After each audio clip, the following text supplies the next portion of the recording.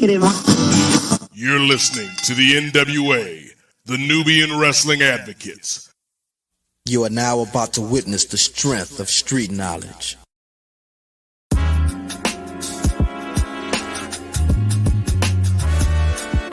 Yo, it's Righteous Reg. It's a case for the safe, keep a space for the Nubians. Unfiltered, off-kilter, the professor, the godfather. Post-wrestling, the NWA, not keep guessing, The views and expressions, you know the rest, it's pod excellence, get the message. Advocates for Nubian wrestling, you're listening to the best again. Black wrestling in the ring we invested in. Nubian kings and queens we invested in. It's for the culture and we reppin' it. It's for the culture and we reppin' it.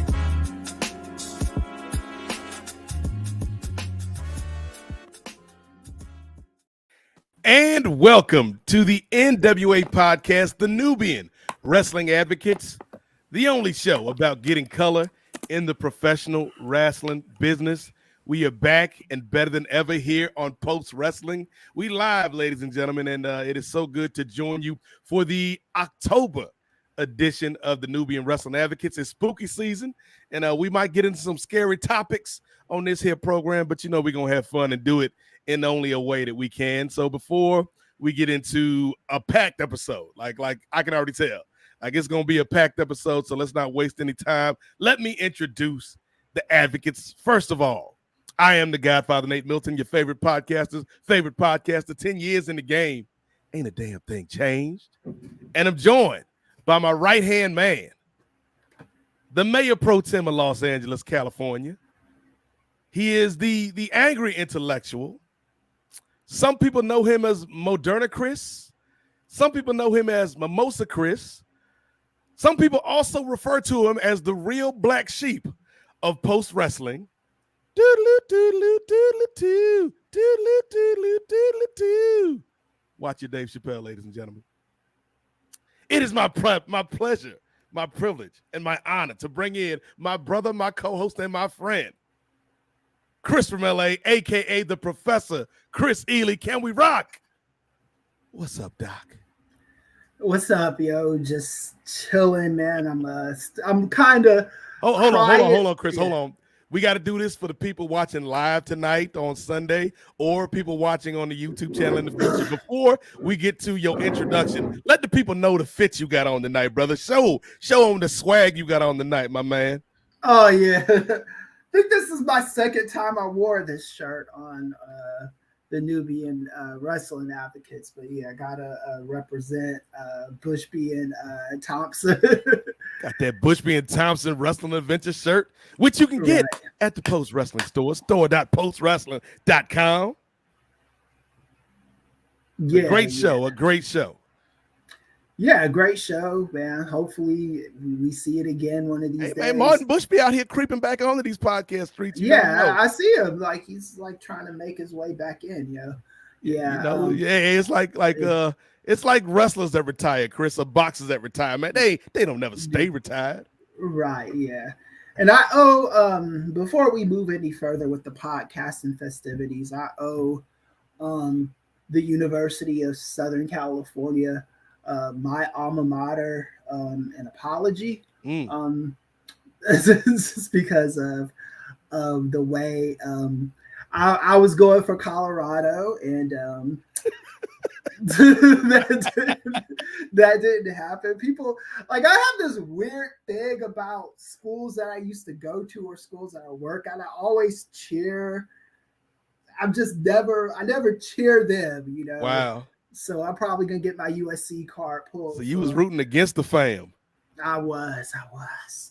Yeah.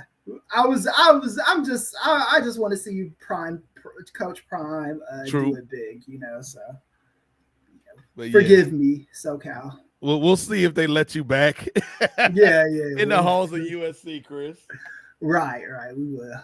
But it's good to have you back this week, brother. And of course, no episode of the Nubian Wrestling Advocates will be complete without one of the hardest working brothers in wrestling journalism. He gives you all the news that's fit to read. Ladies and gentlemen, y'all give it up for the nephew, the youngest in charge, the Thompson half of Bushby and Thompson's wrestling adventure, Andrew Thompson. It's good to be back on the show, man. Always good to be back. Always a pleasure to do the podcast. Ready to get into some news, but we doing something a little different this week. My man Nate is taking the reins off my hands, so I just get to come on this show and just give my opinion, and we're gonna let Nate handle the news portion. So I'm very excited about this. I feel energized, brother. Get to just jump on this jump. it just go at it. So I had to give you the night off, Andrew. I had to give you the month off. I appreciate it. Because everybody needs some time off from time to time. And yes, so we got Kris, Andrew, and myself here this week. We will be joined by a special guest later on in the program. So keep your eyes and ears peeled for that. 10 days. Of course, we got show comments, ladies and gentlemen. We got show feedback. We got your immediate thoughts about the discussions we have.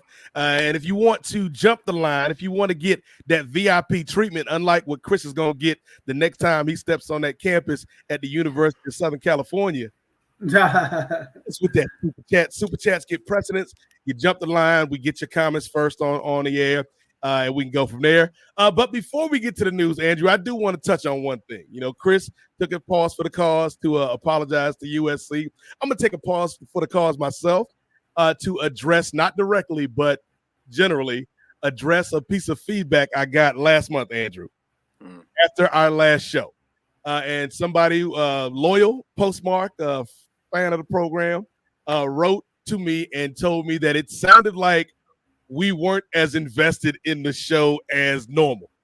And it took me a second, Andrew, because my immediate reaction was to clap back. You know what I'm saying? My immediate reaction was to get at him. And I stepped back, Andrew. I'm like, you know what? That ain't even my character, nephew. I don't go back and forth with people like that. So let me take a pause. Let me go back and watch the show.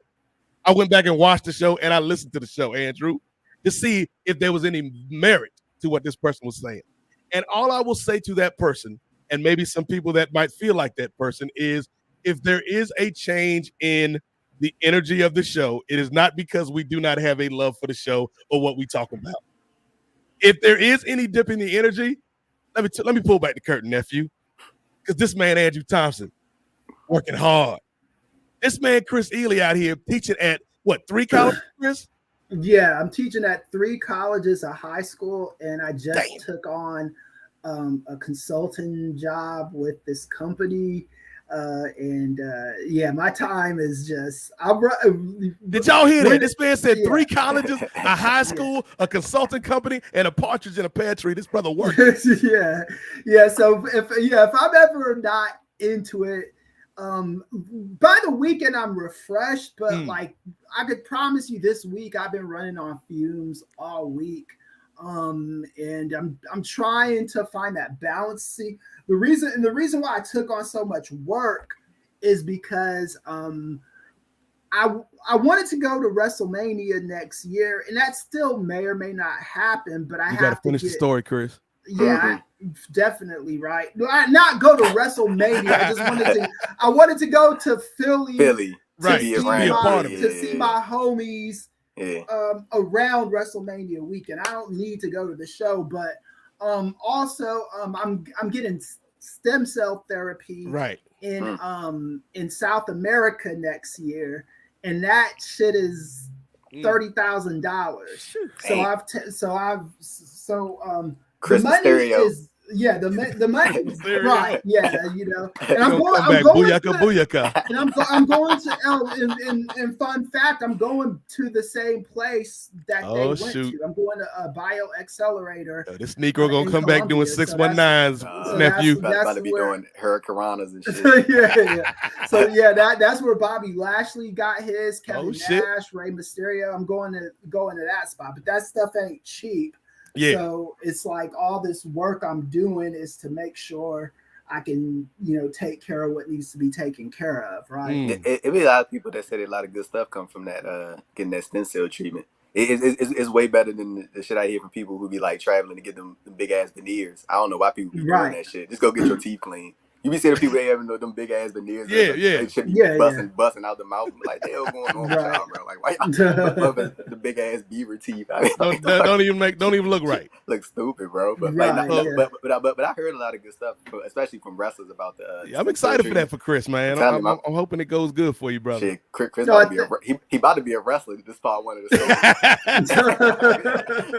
Chris gonna come back looking like Monty Brown. Hey, Chris. I mean, Nate, about what you were saying though about somebody saying that they thought we not united, but I was surprised to hear that because like sometimes I like go back and watch the shows that like I just have it on in the background while I'm getting some work done, and like bro, we sound like fun as hell, like energized all the time, like we always making jokes and we have serious conversations. I'm surprised. I mean, maybe this person just heard something, or maybe they was feeling the type of way that day because like just from like hearing our past conversations. We sound the same every episode. Like we get amped up.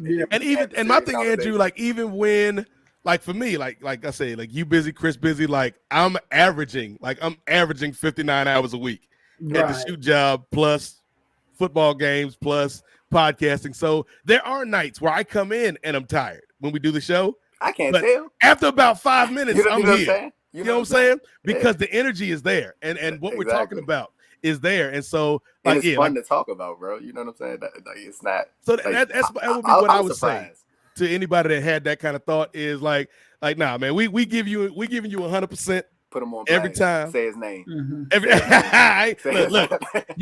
I'm gonna spare you this time. You write me again. I'm putting your name out here on Front Street. But also to that point, before we move on to the news, Andrew, I will say, if you would like, if you are that person. Or feel like that person, and you would like to help us be more energized, there's a way to do that, and that's to go to the Kings of Sport Patreon. $5, Andrew, gets you in the door. If you want to spend more, we won't stop you. Because here's the thing. Chris, as you heard, is busy. Andrew, as you heard, is busy. I, as you have heard, am busy. But there is one way to become less busy, and that's through capitalism, ladies and gentlemen. Right. That's through sometimes in America, you got to buy your freedom, ladies and gentlemen. And so if y'all want to help us buy a little piece of our freedom back, go to the Patreon. You're already at the post Patreon, man. Support them good brothers John and Way, and then you can support us as well. Kingsofsport.com, patreon.com/Kingsofsport.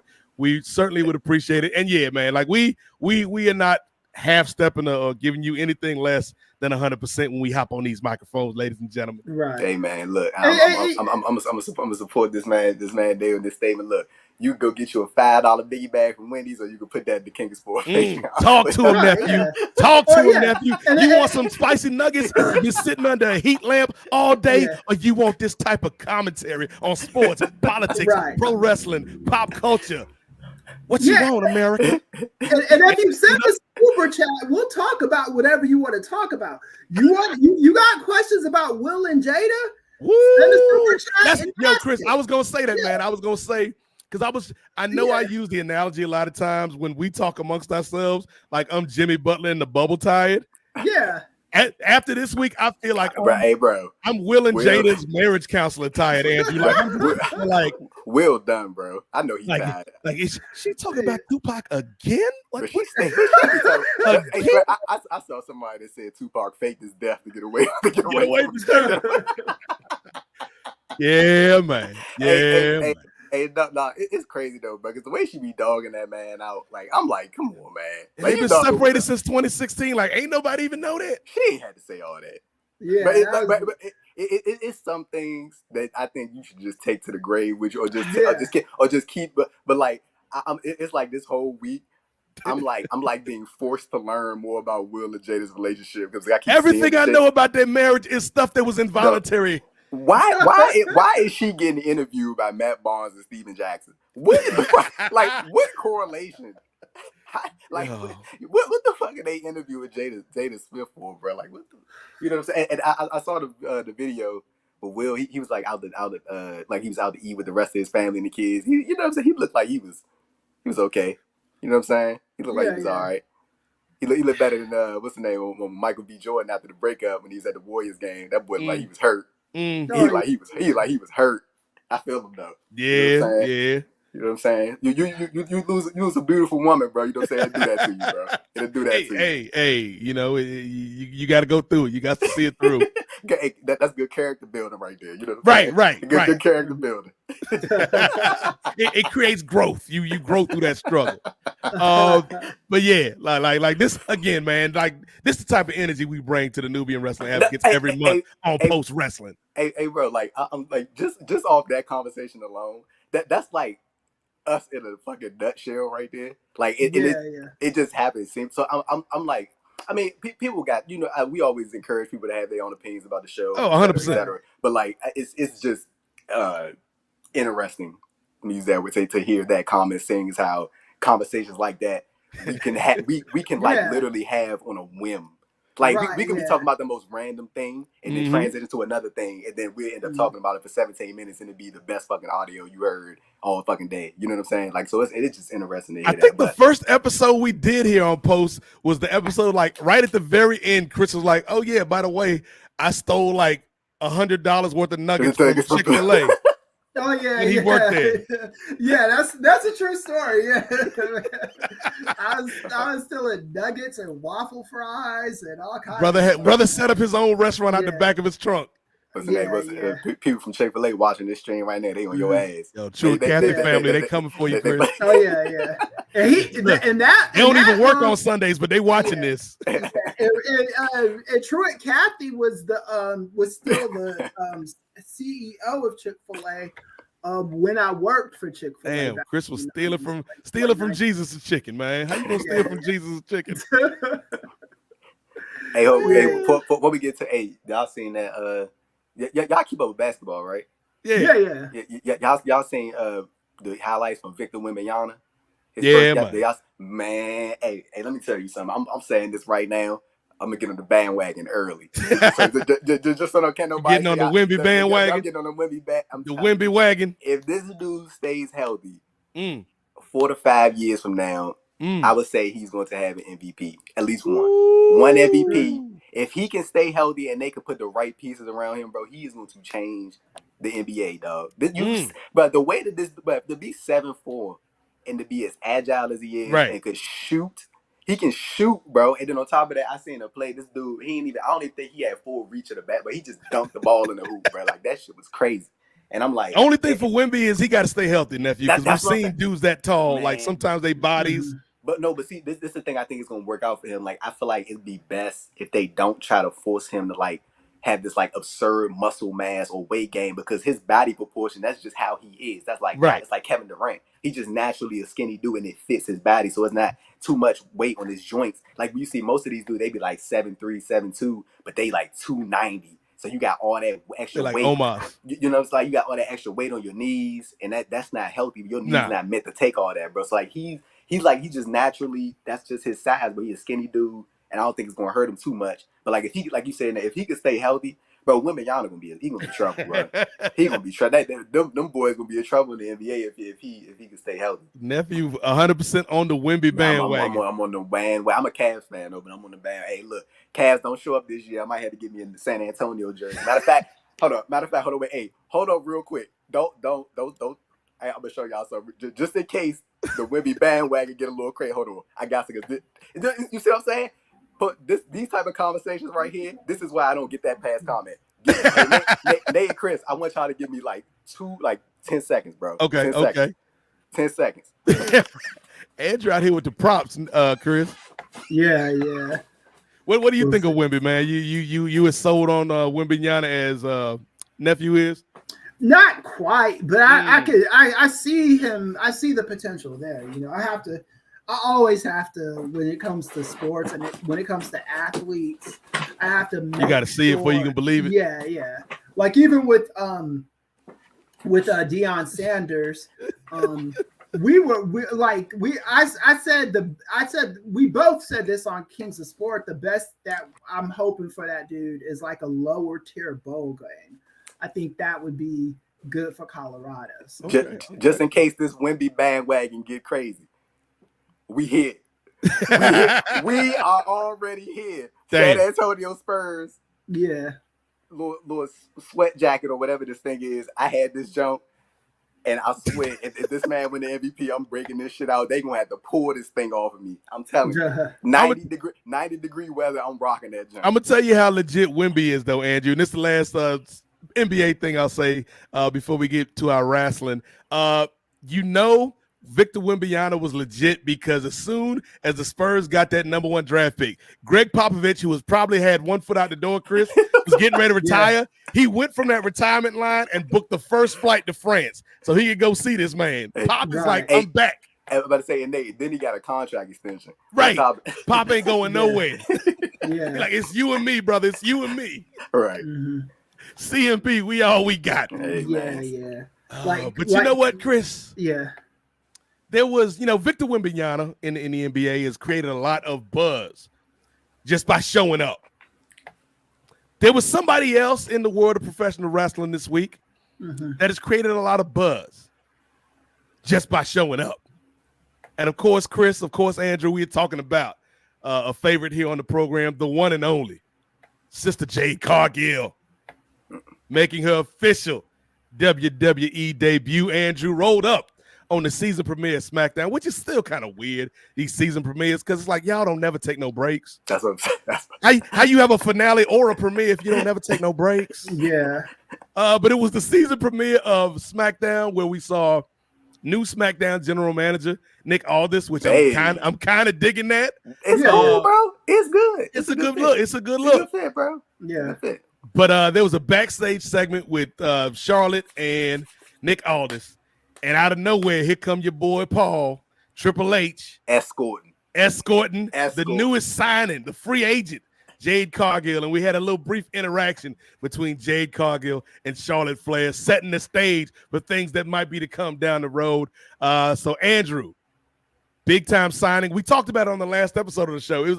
It's so funny now. If you go back and listen to that last episode, and this is no disrespect to Kris. We love Kris. Kris always brings in some excellent points, particularly when you're talking about workplace negotiations and things of that nature. But Kris is like, TK still has an opportunity to make an offer, do a counter offer. I think that night when we stopped recording, it was like Jade is on a plane to Stamford, Connecticut. Yeah. Triple H locking the deal up. And in TK's defense, he did say that he did. He matched that offer, and if she doesn't want to go, if she doesn't want to stay at AEW, so this what happened at the press conference. I think it was at the Wrestle Dream press conference. He got asked about Jade Cargill, and what Tony said was that he met with Jade and he put out he said a fair and big offer to her, and she asked for a bigger number, and he went above that number, and he presented that to her. And then it didn't, I guess, basically she didn't want it. And then she went with WWE. So, and what Kris is saying is fair. He from what Tony said, it was a very big and fair offer to Jade Cargill from what he said. And Jade hasn't said anything. I don't think Jade has said anything negative about Tony at all either. But I think it was just a simple fact that she just wanted to go to WWE. So. Yeah. Sometimes it's just like that, Yeah, I think she just wanted to leave. She just wanted something new. And as we talked about on that episode, Andrew, like how much more if they were not going to move Jade up into that AEW women's division and make her a centerpiece or a focal point, marquees, right? Then what else does she have to do? What else does she have to prove in that company? She kind of reached her ceiling to the point of what they were allowing her ceiling to be. Like I feel like with Jade, like there was definitely still more to do. Absolutely. Like it was on because she said it in her press run. Like when she was like she wanted to get in there with some of the women who were in that AEW women's title mix, the Britt Bakers, the Jamie Hayters, and she said those same women wanted to work with her too. Like they was like they was looking forward to working with Jade, and she was excited about it too. But she said it just wasn't in the cards.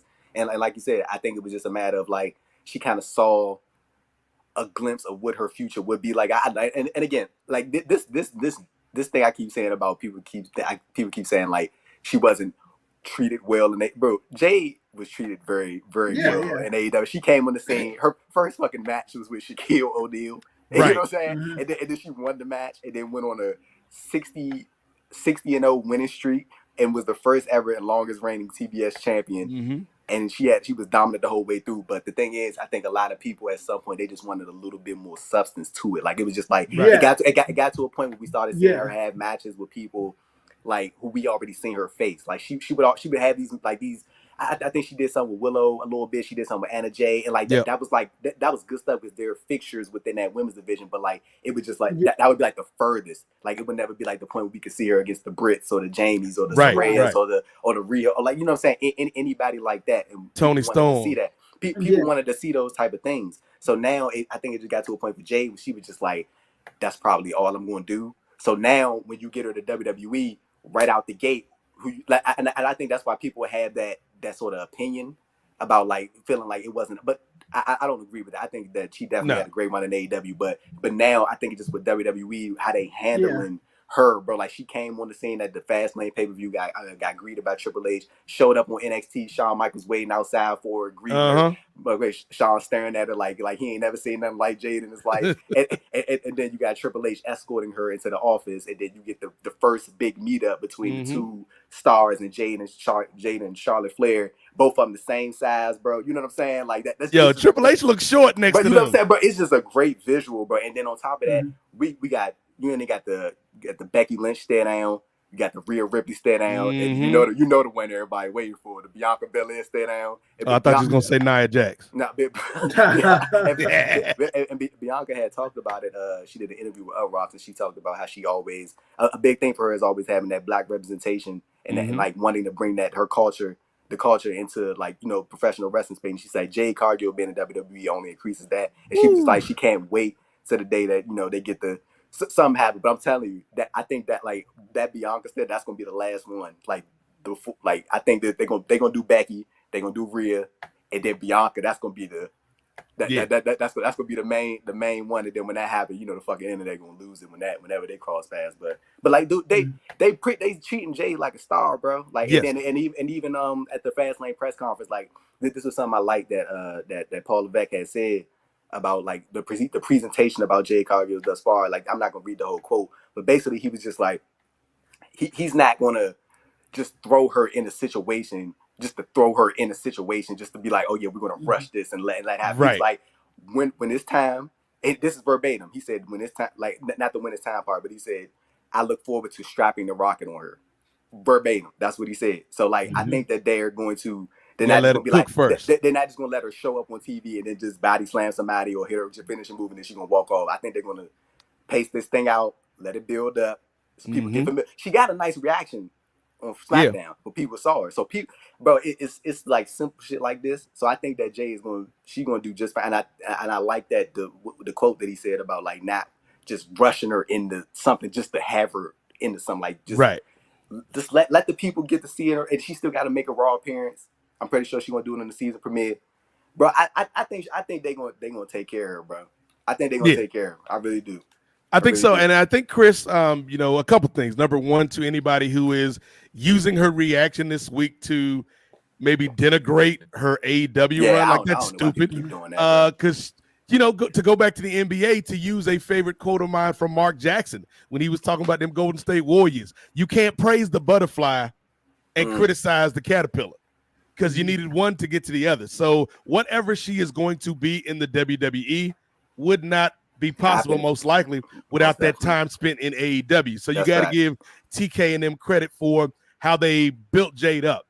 Yeah. But now when you go to this WWE run, Kris, I think this is a unique situation because we've seen, like you and me, Kris, we ain't new to this, man. We've seen people come to this company from other companies over the years. And they don't always get treated the best. They can be stars in another place, but when they come to WWE, they're afterthoughts. They gimmicks, they're jokes. We see you, Booker. Like how long it took Booker, man? Like, Andrew, we talked about Bushby and Thompson. Like we talked about that WrestleMania with Triple H and Booker T. Like how long it took for this brother who came in with all these accolades from WCW to get to his spot. Somebody like even. I mean, but you Vince ain't really give a fuck about no damn WCW. He wanted to kill that shit off immediately. Did. Yeah. Everybody he brought in from that company was seen as second best, and so I think it's refreshing. Treat his thing like that. Yeah. I say like Sting, as as much as he wanted Sting over the years. Once he got Sting, he didn't know what the hell to do with Sting. Right. So it's kind of refreshing, Kris, to see them treat Jade like this coming in on the front end. Who knows what could happen down the road? Because Card subject to change. Booking is always a weird thing, but like I've enjoyed the way they brought her in, Kris, and made her feel like even if you're somebody who only watches WWE and doesn't have really a clue about who this woman is, just by the way they positioned her, you're like, okay, she's somebody I should be paying attention to because she's everybody else in this company that I already watch is treating her like a big deal. Right. Yeah, I'm like, I talked to one of the homies in one of the group chats, and they said to me that the more they see Jade in WWE, the less excited they get about her. I don't feel that way. Who said put their name on Front Street, Kris? Nobody. That's name names. If they're watching right now. Kris, real quick, we got a super chat. I'm gonna make sure from T. Anthony. He said Jim Ross has always said in this podcast there are two reasons a wrestler will want to lead: cash or creative. Yeah. Always two reasons, and you know it's and this is the thing too. So that kind of reminds me of a story back when I was in high school, and there was this girl that I used to like, and I was just had good authority that she liked me too, but I just took forever before I asked her out or made a move or whatever. And by the time I was ready to ask her out and make a move, some other dude came and swooped, and he was hating. Yeah, and I didn't get that woman, you know. And I kind of look at Jade's situation in AEW like that. It wasn't like I didn't do anything bad to that girl. I was talking to her and stuff. It was just I was slow on my mat. She wasn't feeling the booking. Right, yeah. So she stepped and did what she had to do. You should have told her to let it play out, Kris. Yeah, and I think that's like what's going on with Jade.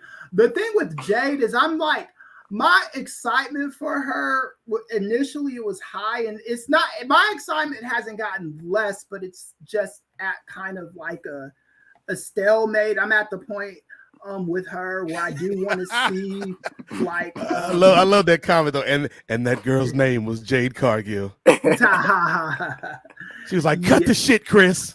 Yeah, right, yeah. Jade's like 8 years, 9 years, 10 years younger than me. I don't know, but anyway, but yeah, I think once she's in the mix, I do think they're gonna do something with her, but I still maintain until we see what they have for her, she is comparable to the very best that's went to WWE and walked that walk, and she's comparable to the people that haven't made it doing that walk until we see what's gonna happen, you know, because I remember feeling a way when other people who never had been to WWE and then they got back to they got to WWE, and I'm thinking they're gonna get this crazy push, and it either fizzles really fast or it just doesn't turn into anything, you know. So I do want to see what they're gonna do with her. I'm like Marcus in that respect. I gotta see it. I have to. And then when I see it and we do this show again, I can be like, Jade made the right decision from this fan's perspective. I can't say one way or the other just yet, you know. Well, you know, Jade signed a multi-year deal, Kris. You know, we all about contracts here. And our next guest is in the middle of what some people might say is the most unprecedented contract in the history of sports, entertainment, broadcasting. He in a 360 deal. Anything. This brother is in the middle of I think this is like his 4th month on a 10-day contract, Kris. Right. Maybe his 5th month. But ladies and gentlemen, let's bring him back to the show. He's been on the Nubian Wrestling Advocates before. You know this brother from the Kings of Sport. And we had to have this brother on this month, not only to talk about Jade Cargill, not only to talk about some of the other topics that we have to discuss this month, but because he is, to my knowledge, the preeminent black Edge fan, the preeminent black Adam Copeland aficionado. Y'all know this man. Y'all love this man. Some people call him Rookie Ray. Some people call him Sugar Ray, but we call him 10-Day Raymondo Williams. 10-Day Ray. What's good, brother? Not much. Always a pleasure to be with each of y'all. Always a pleasure to be here. Nate, Kris, Andrew, aka Scoops. It's always a pleasure. What's going on, Ray? How you feeling, man? Not much, man. Sorry I'm late, man. I think I was on the same ride that Carlito was on when he was heading to Fast Lane. And we both got here late. We were both the surprise entrance. So my apologies. Hey Nate, you might as well go ahead ask Ray about Jade Cargill. Hey, Ray, what you thinking about her introduction so far? Like, I know I'm pretty sure you heard Chris's comments about like Kris wants to see the full package before we get too excited. But of course you heard me and Nate as well. Like, we're very, I would say, pleased would be the word about how things have gone so far. Like, what do you stand on sort of the Jade Cargill's presentation, and are you sort of more in line with how things, like, pleased with how things have gone so far, or you kind of just gotta think you want to wait until you see like the full thing, like feuds and programs and all that, or you think like what's going on so far has been good? Well, I think it's good that they're already presenting her as a big deal, and so that's what I'm really glad about. I was actually at a watch party for Fastlane, and when she came out of the limo and she came up and walked up and hugged Triple H, it was like everybody, we were just applauding, but then we didn't see her for the rest of the show. And I'm like, wait. Yeah, that's the kind of stuff right there. Yeah. It's like she wasn't even like, and that happened in the pre-show. That didn't happen in the body of the show. Right. And so I will say though, and I like, obviously it's not exactly what happened, but I love Pollock and Ting on the Fastlane review where they were like, well, whenever you start the first day at the job, you got to sign paperwork, you got to watch the orientation video. That's what she was doing during the whole pay-per-view, man. He said the orientation. I mean, and she was dressed in wrestling gear too, though. That's the thing. It's right. Like, hold on, wait. Wait, people talking about that was wrestling gear. Man, she just had some fly shit, but that wasn't no wrestling. She wrestles in that. That wasn't no damn wrestling gear. I don't know why people keep. She wrestles in that kind of shit, man. People talking about that was mad. Jade Cargill just had that shit on. That's all that was. We talking about that, but not see on the when we talking about the presentation. Well, my whole thing was like I was sort of. There was a part of me that thought that what was going to happen was that they were going to involve Zelina in that what's the name, that six person tag, and then we were going to get Jade's introduction along with like Lashley and the Street Fight. But I'm kind of, like, because that I kept seeing that, so like, and that idea on Twitter, so like it got in my head, and then I started believing it. But like I'm kind of glad that they aren't doing that, because I want Jade to be like showcased on her own. Like, right. It always it's. It's always cool having a group to be like a vehicle to like help boost other people in the group. But I feel like Bobby Lashley and the Street Profits are still getting established themselves. Right. So I think it would be better to have Jade come in and just be on her own. You know what I'm saying? I think that's what they're doing right now. So I mean, like, just having her show up, show the show, and then have her do the whole biggest free agent in the WWE thing until you finally put her on the show. Like, I honestly was trying to think of like what show I think she would be best on, and like I kind of a part of me kind of thinks SmackDown, but like I think Raw could be good too. Like I don't really know, depending on things, but it ain't NXT. Sorry, Sean. NXT, right. It ain't NXT, but we good on NXT. But it's a 2-horse race. 2-horse race, SmackDown and Raw, man. Nick Aldis or Adam Pearce, which one you want? Choose one of them. Yeah. But yeah, that's why I'm mad at it. That's why I'm mad on it. But yeah, I mean, I definitely think there's like a lot of merit to Chris's point about the, waiting to see like the whole pack, because things can change. We've seen things can change, but it's. I guess we're going to just let those infamous words, Nate. Let it play out. Let it play out, Andrew. Yeah. much like Kris back in the 10th grade when he was trying to talk to that young lady. You got to let it play out, brother. When he was trying to talk to Jade. Yeah.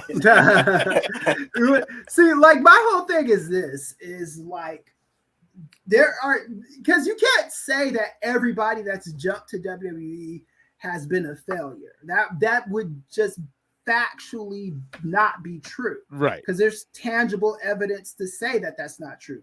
But you can also say that everybody that's gone to WWE has been a massive success. My best hope for Jade is she goes to WWE, and when she's done with her stint there, or if she wants to continue her stint or whatever, that her value isn't so to where they devalue her so much that she's not even attractive going back to AEW, which is what I've seen with some wrestlers who've gone to WWE. It's like they get there and they have all this value attached to them, and then by the time they're done, it's like you can't even go back to TNA. Yo, like, first of all, shout out to Steve Willie, good friend of the program, watching tonight. Steve says, "Wait, I'm just tuning in. Kris went on a date with Jade Cargill until Brandon Phillips of the Cincinnati Reds swept in and stole his woman." That's funny. Let's see, this way is gonna get funny because this joke will get turned out and people will think we've been serious about Kris. And that last thing I need is Brandon Phillips taking out one of those golden gloves and smacking me upside the head. let's not do that shit. But we got the NWA podcast versus Brandon Phillips. That's the last thing we need, man. Right. Yeah. We don't want no beef. Right? It was the past, Kris. It was 10 years ago. Let it slide, man. You happily married now, brother. Don't be like Jada Pinkett Smith on these streets, Kris. Let it go. Yeah. But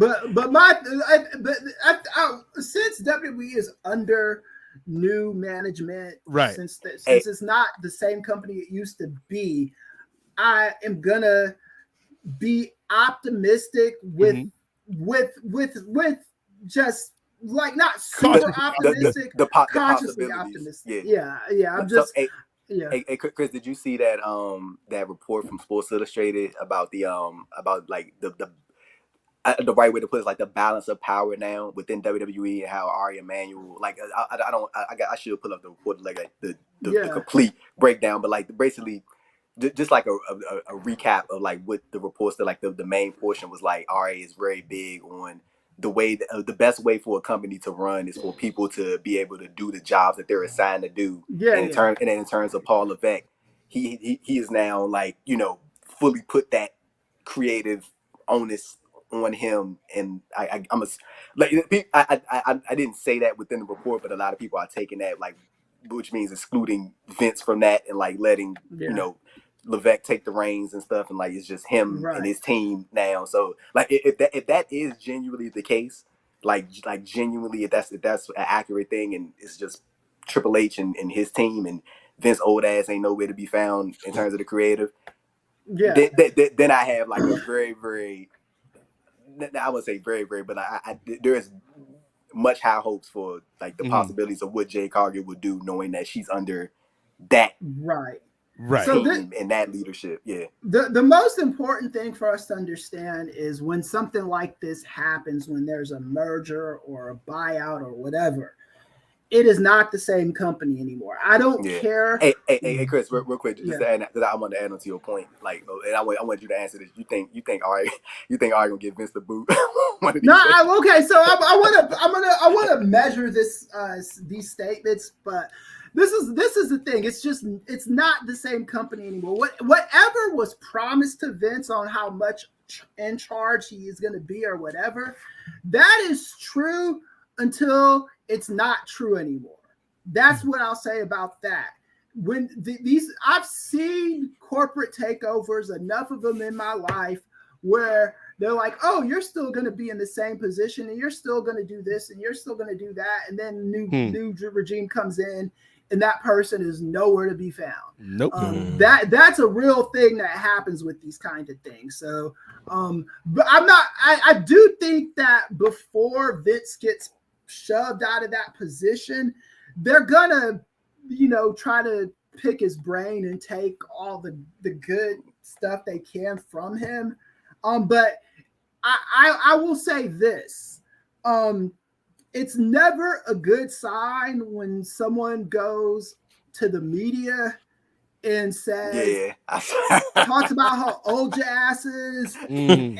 and that's not a good sign for Vince. That doesn't mean you talking about that when Ari was at the Bloomberg conference. Yeah. That doesn't mean that he's getting the boot tomorrow. Right. I'm just saying that They're greasing the tracks.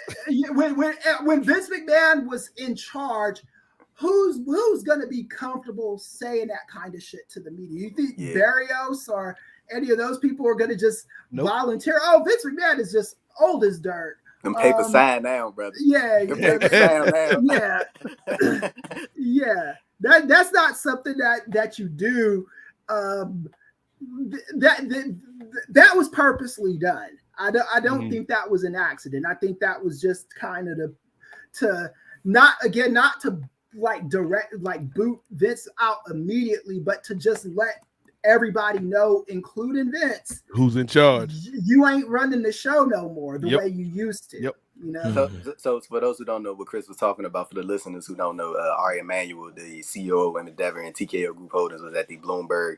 They had a conference on October 10th. And they had a Bloomberg Screen Time conference, and the conversation sort of started when he was talking about like the rights fees for Monday Night Raw, and he was talking about how there was plenty of interest for Raw, and then he talked about why the stock was down. It was three reasons that he listed, and he said one reason the stock was down. He said one, the reason the stock is down is because they thought Raw was the best package. I saw a 40% increase, which was in line with expectations. Two, the PFL situation, and I think that has something to do with like Saudi Arabia and like them getting involved with the PFL, or some along those lines. And then he said three, probably Vince McMahon and our deal wanted to be able to put at any time his stock. And I had looked that up, and it was like it's like an option for people to have like within this stock or something like that. It's something involved in that. Like I should really put it up so I could be able to explain it. But he did list Vince McMahon's his option in that as one of the reasons why the stock was down. And what Kris was talking about, he was like, he's 78 years old. He's been working at this for decades and decades. So he thinks those were the three reasons why the stock was down. So yeah, it was interesting to just hear him like publicly speak about that. You know what I'm saying? Like now that the things are official in terms of the merger between the UFC and the WWE to form TKO. So yeah, it's very interesting, especially considering that report that just came out about, Ari Emanuel transferring over that sole creative thing to Triple H and stuff like that. So it's going to be interesting, man. Which is what you would do in a business. You would not give the control of that business and the future of that business to the dude that is 78 years old. Like, no business would do that. And so it just makes sense. Like, and I agree to what Kris is saying. Like, there are ways that you can get your message across through media, and it's not a direct shot, but it's like, hey, like you see me seeing you, and you know what's coming. It ain't coming today or tomorrow, but eventually you're gonna be gone, brother. And this company that you built for the most part is gonna move on without you. So I'm giving you time because we boys, because Ari and Vince do have a bit of a friendship. Like, because we boys, I'm giving you the courtesy of letting you know it's coming, but it's coming. So real quick, I just wanted to make sure that I made this. But a put option is a contract that gives its holder the right to sell a number of equity shares at the strike price before the option's expiry. If an investor owns shares of a stock and owns a put option, the option is exercised when the stock price falls below the strike price. I really don't know what that. I'm not even about to try to act like I know what that means, but it sounds it sounds like some important shit. So I'm gonna just let that be that. We'll get Brandon Thurston on here. I was gonna say we all ain't financial experts like Brandon or Ray. I know Ray got lots of stocks out there. Yeah. Hey, shout out to Ray. The only thing I thought you were serious. The only thing I know for a fact is that statement would not have been made 3 months ago. Yeah, if it wasn't official. If it wasn't official. So the ink is dried. Yeah, they feel comfortable enough making that statement. That man Ari Emanuel said, "I'm the captain now." Vince is gonna be in charge until they say he's not in charge anymore, and that's real. Ari hit him with that David Ruffin, Kris. He's like, "Ain't nobody coming to see you, Vince." That man walked in the meeting, his arm around Triple H. Mean mugging Vince. But that's the thing, though. It's such a 360 or a 180, I should say. It's such a 180 from what Ari said before the merger was completed. When it was like when they first announced, we weren't going to do it without Vince. Like, and now that you got it, it's like, all right. Now it's like exit stage left, brother. Yeah, it's like let's keep the camera on Ray real quick, because we do have a question from the live chat. And here's the thing: the reason I'm letting Ray field this question first is not only because Ray is a MMA enthusiast, a combat sports enthusiast, but he may have a show dropping on the Kings of Sport Network coming up later this year. It's still in the planning stages. You know, ain't no ink dried yet. I'm checking Ray to make sure he don't say nothing bad about me once the ink dries. But Ray, what do you think about this question from Gordon? Any thoughts on Rousey or Lesnar returning to the UFC after the TKO merger? Yeah, I think Rousey is completely done. I just think she's just lost the love for the sport. As far as Lesnar, anything for a payday. If it's a check involved, if the money is right, if it makes dollars, it makes sense to Brock. Yeah. But as far as Ronda, I think just especially with her being a mother now, I think that's just completely out the window, and I think she's just into support those around her, support all the other 4 horsewomen. Whether or not she comes back to WWE is another question as well. But I know for sure she's not coming back to do any fighting, let alone back in the UFC, especially with the woman Amanda Nunes, who defeated her, was her last loss, and now she's still reigning. She's like a 2-division champion. So there's no way she's coming back for that. I remember even Dana White had said over the summer, he was like, "It's no shot that's happening." I think Rousey done MMA. I remember I think she had did an interview with Kurt Angle. I think it was like last year, and she was like, I don't know if she was just like saying it just to say it, but like she was just like the only way she would come back to MMA was like if she did a fight with like this one person. Like I'm gonna try to look it up and find who she was talking about, but she was like there was the only one person that would bring her out for MMA. But I don't think she was like saying it in a serious manner. She Phil Brooks.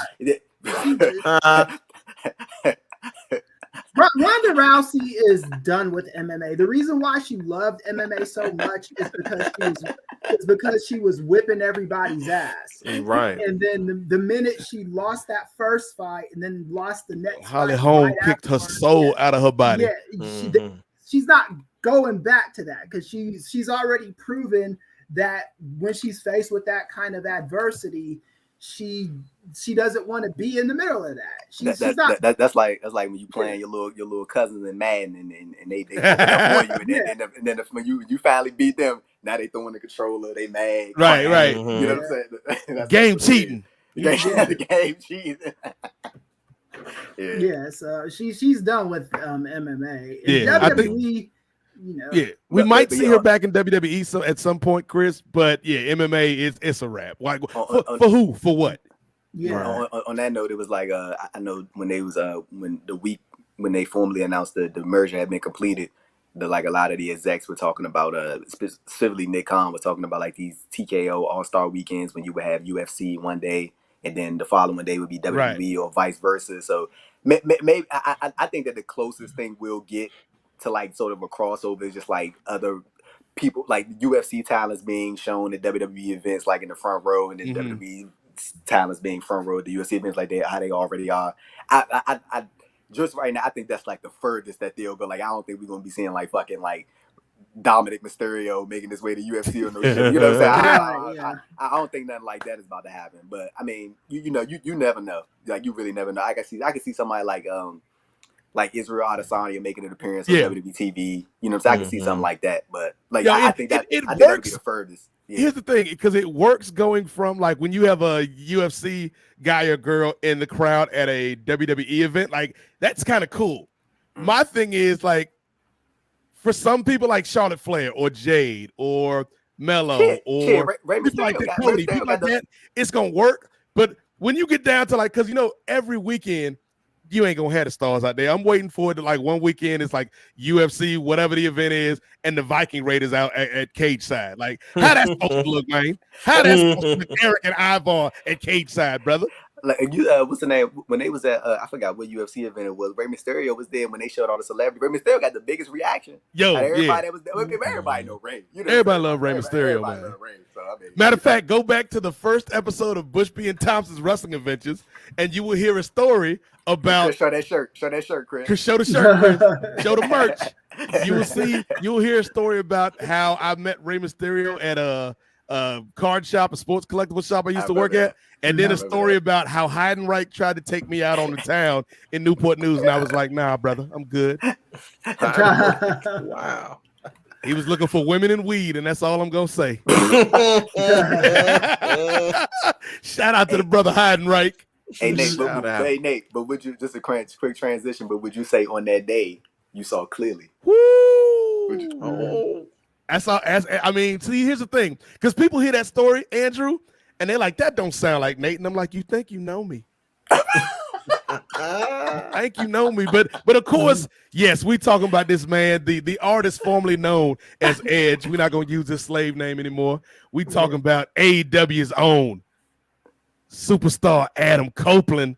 And of course, we're going to kick off things with Ray, because Ray was the person 2 months ago, I think, Ray, was when you were on the NWA podcast, when we were talking about Edge's farewell in the WWE and how big of an Edgehead that you are. And you were excited to see, possibly him come to AEW. And now that dream has become a reality. And what have you made so far of the Adam Copeland era of AEW, Ray? I think it's going off to a great start. I'm surprised. I'm surprised, but then I'm not surprised that they're putting them right in there with Christian. And I just love that the dynamic between those two now is like of an adversarial kind. And I know we were talking about it on the show those couple months ago, whether it be like, oh, are they going to put them right back in a tag team with Christian Cage? Or are they going to do that? And so I like how it's kind of starting out adversarial, and it's kind of like now Christian Cage is throwing all his minions. And by the way, not after seeing that, like Christian Cage is now just elevating his game, and he's doing some of the best stuff in his career. He's on one. Yeah. And just 3 words. Those 3 words after Edge was just doing all that pleading and trying to get him back. Just 3 words just instantly shut him down and instantly made the crowd just loathe this man. So I just love the chemistry that these guys have together, whether it be on the same side or whether it be on opposite ends of one another. And so I'm glad. And it's kind of crazy that he was able to keep everything except for, as you deemed it, Nate, the slave name. Like, he was able to keep everything. He was able to keep the nickname. He was able to keep his song, his ring entrance song. He was able to keep like everything. So we pretty much know this man, but it's just he's going by his legit name, his shoot name, if you will. So I just like how they're opening things up with him, and I'm interested to see where things go with him and Christian. I'm also interested to see where things go with him later on down the line. He's mentioned names that he wanted to work with. Top of mind, Samoa Joe, he's mentioned several times, and I would love to see that. So, yeah, well, with Christian and Adam Copeland now, I would not be using the term slave name. I'm going to defy from that verbiage.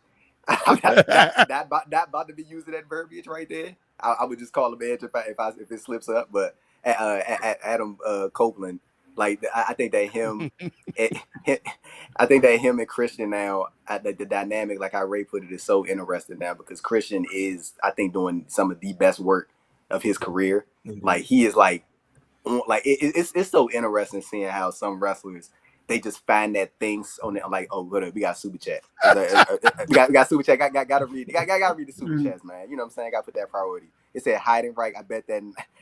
I quote a fake quote from Heidenreich. He says, "I bet that nice young man Nate Milton will know in this fine town with the weed and the ladies at. I ain't gonna say that. Yeah. We're not using that language. The ladies at, man. But thank you for the $5 Black Mega Man. Can you get find a better term to describe the ladies, bro? Come on, man. Come on, brother. Yes, even Heidenreich didn't call him that. He said, where some weed and women are, brother. There you go. Yeah. Look at that. But like going back to what I was saying, man, Christian Cage. It was a disaster piece. I think he's doing some of the best work and the best work of his career. Very, very interesting right now. It's always interesting to see some wrestlers that they find these things that just click in the later stages of their career. And it's just a good story overall. I don't know how they're going to get to it. I think that eventually we'll get to the point where Edge and Christian, it's Adam Copeland and Christian are teaming again. Yeah. But I think that for right now, man, like don't mess up a good thing that Christian got going on just because you want to get some nostalgia and like we don't need to do that. Like honestly, there's time to do that down the road. Bro, it's plenty of time to do it. And bro, even if it don't happen, bro, like I think you would be just fine. Like, I think it will be just as we gonna get at least one Edge and Christian versus the Hardys match. We gonna get one. I ain't gonna lie. I don't really want to see that. I kind of we gonna see it, Andrew. We gonna see Tony it. Khan wants to see it. It's gonna happen. Like if what's the name, Devon and Bubba Ray ain't signed them Legends deals, like we'll definitely be getting some type of fucking TLC number 5, whatever the hell it is. But yeah, man, I'm interested to see where this goes. And so far, yes, Black Mega Man. I'm not gonna put the comment up, but yes, it can be a gender neutral term. There you go. He's very smart for how he put that, but very, very, very smart for how he put that. But yeah, I just want to talk about the segment from as we're recording this was last night at Collision when and Andrew, for those that want to hear more about that segment in depth, check out Collision Course on the Post Wrestling Patreon, patreon.com/Post Wrestling. Kate and Cino, I believe Cino was back. It was either Cino or Bruce. I think it was Cino. It was Cino. Okay, Cino and Kate talked about this episode, including what you're about to bring up, Andrew. Yeah. So if y'all didn't get a chance to see it, I believe it started here because the show started off with Christian Cage. I mean, it started. I think it started off with Adam Cole. I can't remember. My memory kind of foggy right now. But either way. It was a bunch of people in the ring. Shout out to that brother Malin Reed was playing the security guard. I don't know if y'all saw that, but Christian Cage came out with a bunch of security. Danielson was out there. They had the TNT title match set up later for the show. Ricky Starks came out there. Big Bill was out there. And Adam Copeland was out there. And Ricky Starks had made a comment when he was telling Edge to stop looking at him with his goofy eyes or something like that. And then and then Edge proceeded to say he was like it's something about your slacks, dumbass, or something like that. And then Ricky proceeded to be like, well, you didn't take style from the other place. And then Edge immediately came back at him and was like, well, you stole it from The Rock. And then that was like, you know what I'm saying? I mean, like to me, I don't really know if that was like something that was planned. Like maybe I really wouldn't put it against Edge or Ricky Starks because they both are very intelligent to like make up to craft something to make it seem like it was like some legit thing right there. But if it wasn't, I was just kind of like, come on, man, like with the Rock insult and like all this. I mean, I felt like that was kind of like I felt like Edge as a vet should probably have better one-liners than that because I saw people were saying like Ricky got cooked and I was like he didn't really get cooked. It didn't seem like it would have seemed like again. If this was like a legit back and forth, it seemed like Edge got offended by the ex WWE guy jab that Ricky sort of threw at him, and he kind of had to thumb him with something quick. So of course he says that he stole his personality from The Rock, and like it was kind of like Ricky hit Edge with ether, and then Edge came back with super ugly, which is like, whoa, you going too far now, brother. Yeah, you good, Chris. You good, Chris. It was just a garbage segment. It didn't do anything for either one of them. I love Edge. Yeah. I like Starks. Shout out to the homie Ricky Starks. I don't need to see that shit. You know, it was lame and it was whack.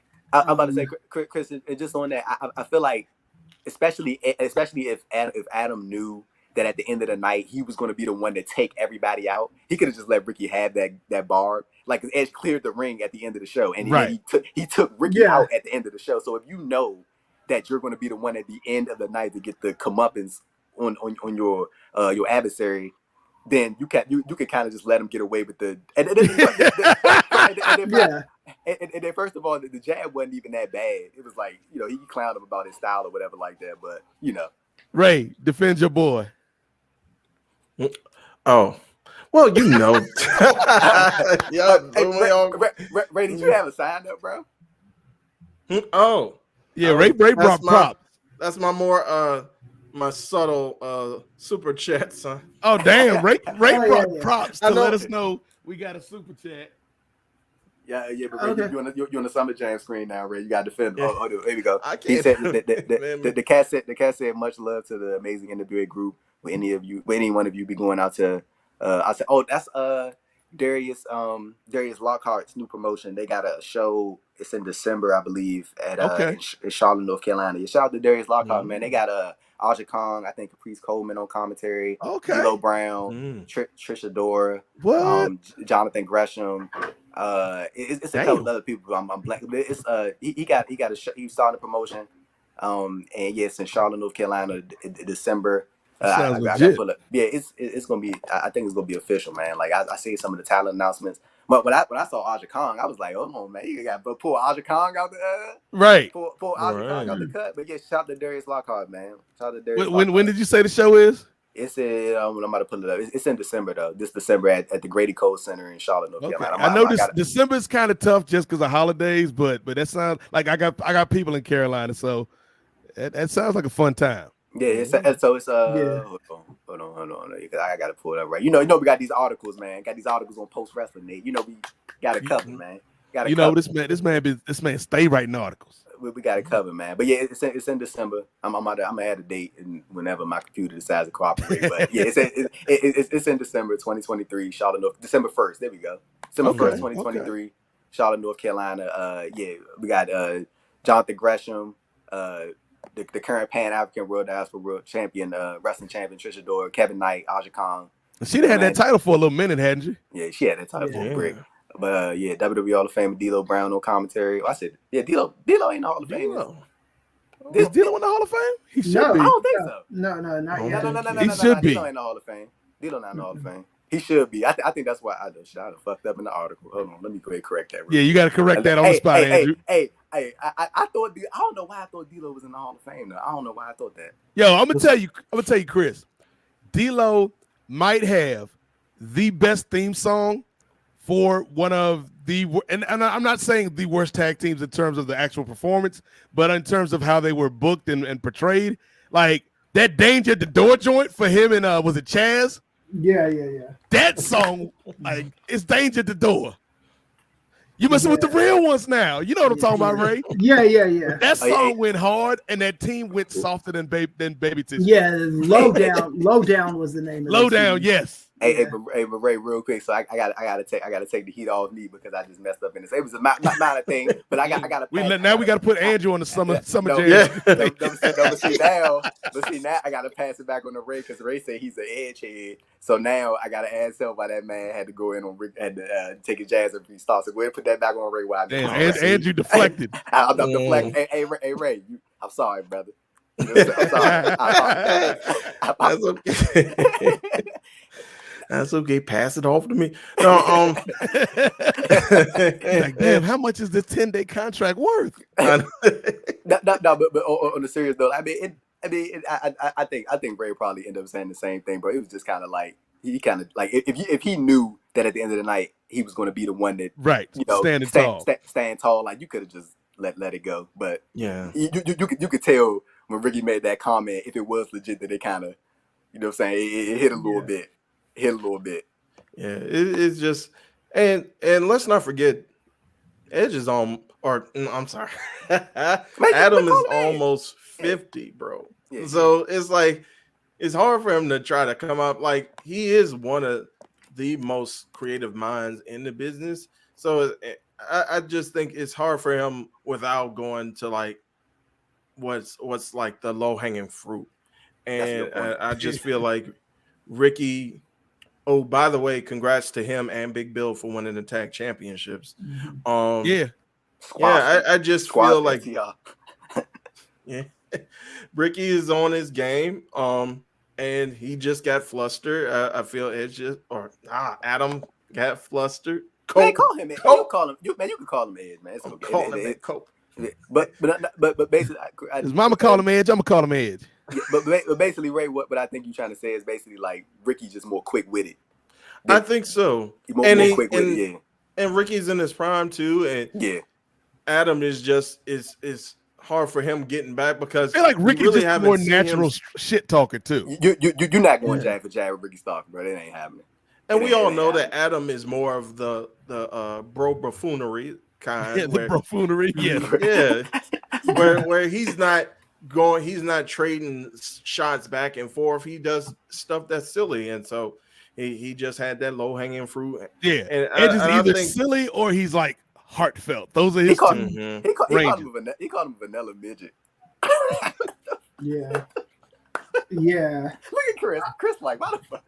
No, I just Chris was so good with that segment. Yeah, I just didn't like the segment. You know, this ain't an indictment on Adam, right. Or Ricky Starks. It's just that segment was not necessary. Well, pull back from that segment, then, Kris. Like, what have you thought about Edge since his introduction to AEW? Like that segment aside, what have you thought? I thought it's been fine. I think that the problem people are Edge is a star. I'd even go as far as to say he's an A-list star. Okay. But Edge is not. Yeah, but Edge Edge is not at the level of like a CM Punk, a John Cena. True. Rock. Rock. Yeah, he's not. I'm not gonna even dignify that last one, but he's not at the level of like any of the top guys. So he's not. Movers. Yeah, he's not gonna. Now this isn't to say that Edge didn't have his time, because when he was first when he cashed in the Money in the Bank briefcase originally, his ratings were some of the highest TV ratings WWE had gotten in years. I want to say it was back in 05, 06. He had gotten ratings. It's not. I think Edge has to be like in the right environment. You know, certain people, all you got to do is say they're going to be here on this night at this time, and it's going to instantly sell out. Edge is one of those people that if you have to make it's almost like a tapestry, right? He's got to be in the right environment with the right other artists to work with, right? And then people will join him with something like that. You know, it's like when you got like a star lineup for a movie. Like I feel like Edge is like he's like the third or second most important person. Like but he can take center stage. But like when you talk about in terms of he's Thor in the Avengers. Like he ain't Captain America, he ain't Iron Man. But you know, if Thor show up, it's gonna be a good time. There we go. Right. There we go. Yeah. And I think that with Edge right now is like, I think I just don't know of any free agent on the market right now that's gonna like just be change the game, crazy difference maker. You know, it's like, and that's kind of an AEW problem too, because I think they've had the chance to turn people into that, and they haven't done that. When Ricky Starks beat CM Punk the first time, CM Punk didn't need to get that win back immediately, and then they did the same thing with him and I want to say Daniel Bryan or Bryan Danielson, and like he wins, and then you have to like give him. You know, it's like people recognize winners by consistently winning, not like win one day, lose the next day. Win one day, lose the next day. Like they did that with Swerve recently. These people need to be put in a situation where they're taken seriously on a regular basis. And then if they win enough, you get eyeballs organically without, and then Edge is going to be the icing on top of that cake that gets Right. these people to watch your guys that have the charisma, that have the crossover appeal. And Edge needs to be, a lot of those veterans in AEW need to be used for those purposes. You know, I think CM Punk was kind of being used for that purpose. And you know, they don't have a CM Punk anymore. But Punk's problem was he was used for that purpose, Kris, but he was also still a star. Right, he was still a star, and he had that star mentality. And first of all, like while we're on this point, some of y'all thought we wasn't going to talk about the Muffin Man this month. You thought? We talking about him. We stay talking about the Muffin Man on this show. It's Ray's favorite wrestler. Cranky man, Punk. But yeah, on the Punk and Ricky Starks note, but I don't even think Ricky Starks got I don't think he got a singles win over Punk. I don't think he got a singles win over Punk. No, he did get one. He got one. He had his hand in the ropes. Held the rope. Yeah. He got Owen Hart for the Owen Hart. Oh, yeah. Y'all right. And then they just like, okay, they're like, okay, let's remind you who the real guy is and give CM Punk his win back immediately. And I think when you do shit like that, that makes it forgettable to win. Kris, the second one was for the Real World Championship. That was the follow-up. That was the one where Rookie lost, right? Okay, and cool. And that was the one with Steamboat when he whipped Steamboat after. Okay, cool. Yeah, I remember that. No, but I forgot he did get a win over CM. I forgot about this. Yeah, for the Owen Hart. Yeah. Like I said, it's very easy to forget when you do stuff like that. That's the problem. It's like you can't just keep doing this with these guys. You have to. At some point, their wins have to be sustainable to the point where it's like, okay. And I've heard, and I'd love to be the one that this was. I heard Brian Alvarez say this, and I agree. I think once you got to establish these guys as people who are going to win matches, and for Starks, they've been so hesitant with Starks that when his contract time comes around, he might have to give the other place a serious look. I hate saying that, but you got to push this guy and see the value in him immediately, because this is a problem with wrestling in the past, and this was a WCW problem throughout the 90s. They'd have the guys there, and then they'd go to WWE and become major superstars. You know, you had Scott Hall in WCW, you had Kevin Nash in WCW initially, you had Triple H, you had Mankind, Cactus Jack, you had all these people in that company. Stone Cold, Dustin Rhodes, all of them, Jericho. And then Jericho, and then they go to WWE and become major stars. The Radicals. All because you're hesitant on pushing these cats the right way. And TK's got to get out of his own way with that bullshit.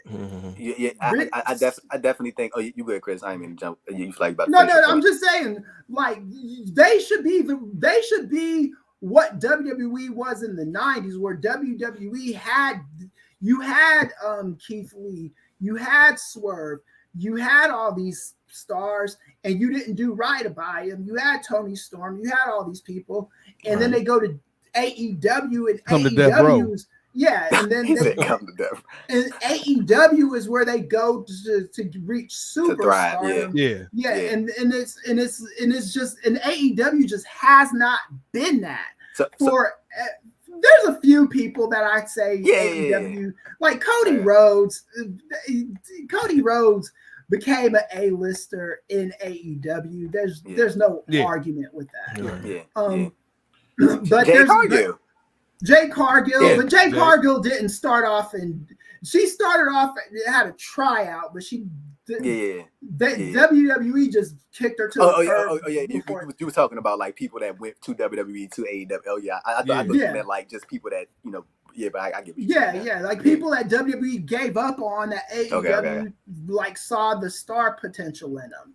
Like I would say maybe Mox for a minute. Mox, Yeah. Mox. Bro, Mox left that. Like Mox went on. He like that motherfucker. He just took it and just he ran with it. But like I saw somebody said swerve. See, but this like even when do y'all remember when they had the battle royal for the AEW International Championship, and I think the last two people were Swerve and Orange Cassidy, I believe it was. Bro, I think that's. Let me read this. Black Mega Man said they had Sergeant Craig Pittman. Yo, WCW has Sergeant Craig Pittman, the Pit Bull. Shout out to Black Mega Man for the $2. Andrew, do you know about Sergeant Craig Pittman, Andrew? I do. I'm not even about to act like I do. Real quick. We're gonna take a pause for the cause. Ray, do you know about Sergeant Craig Pittman, Ray? Nah, I was more WWE in the Attitude Era. So I know about Pittman. But this like old school versus new school, right? You know what I'm saying? Old school. And the funny thing is, y'all two up top. Old school on top.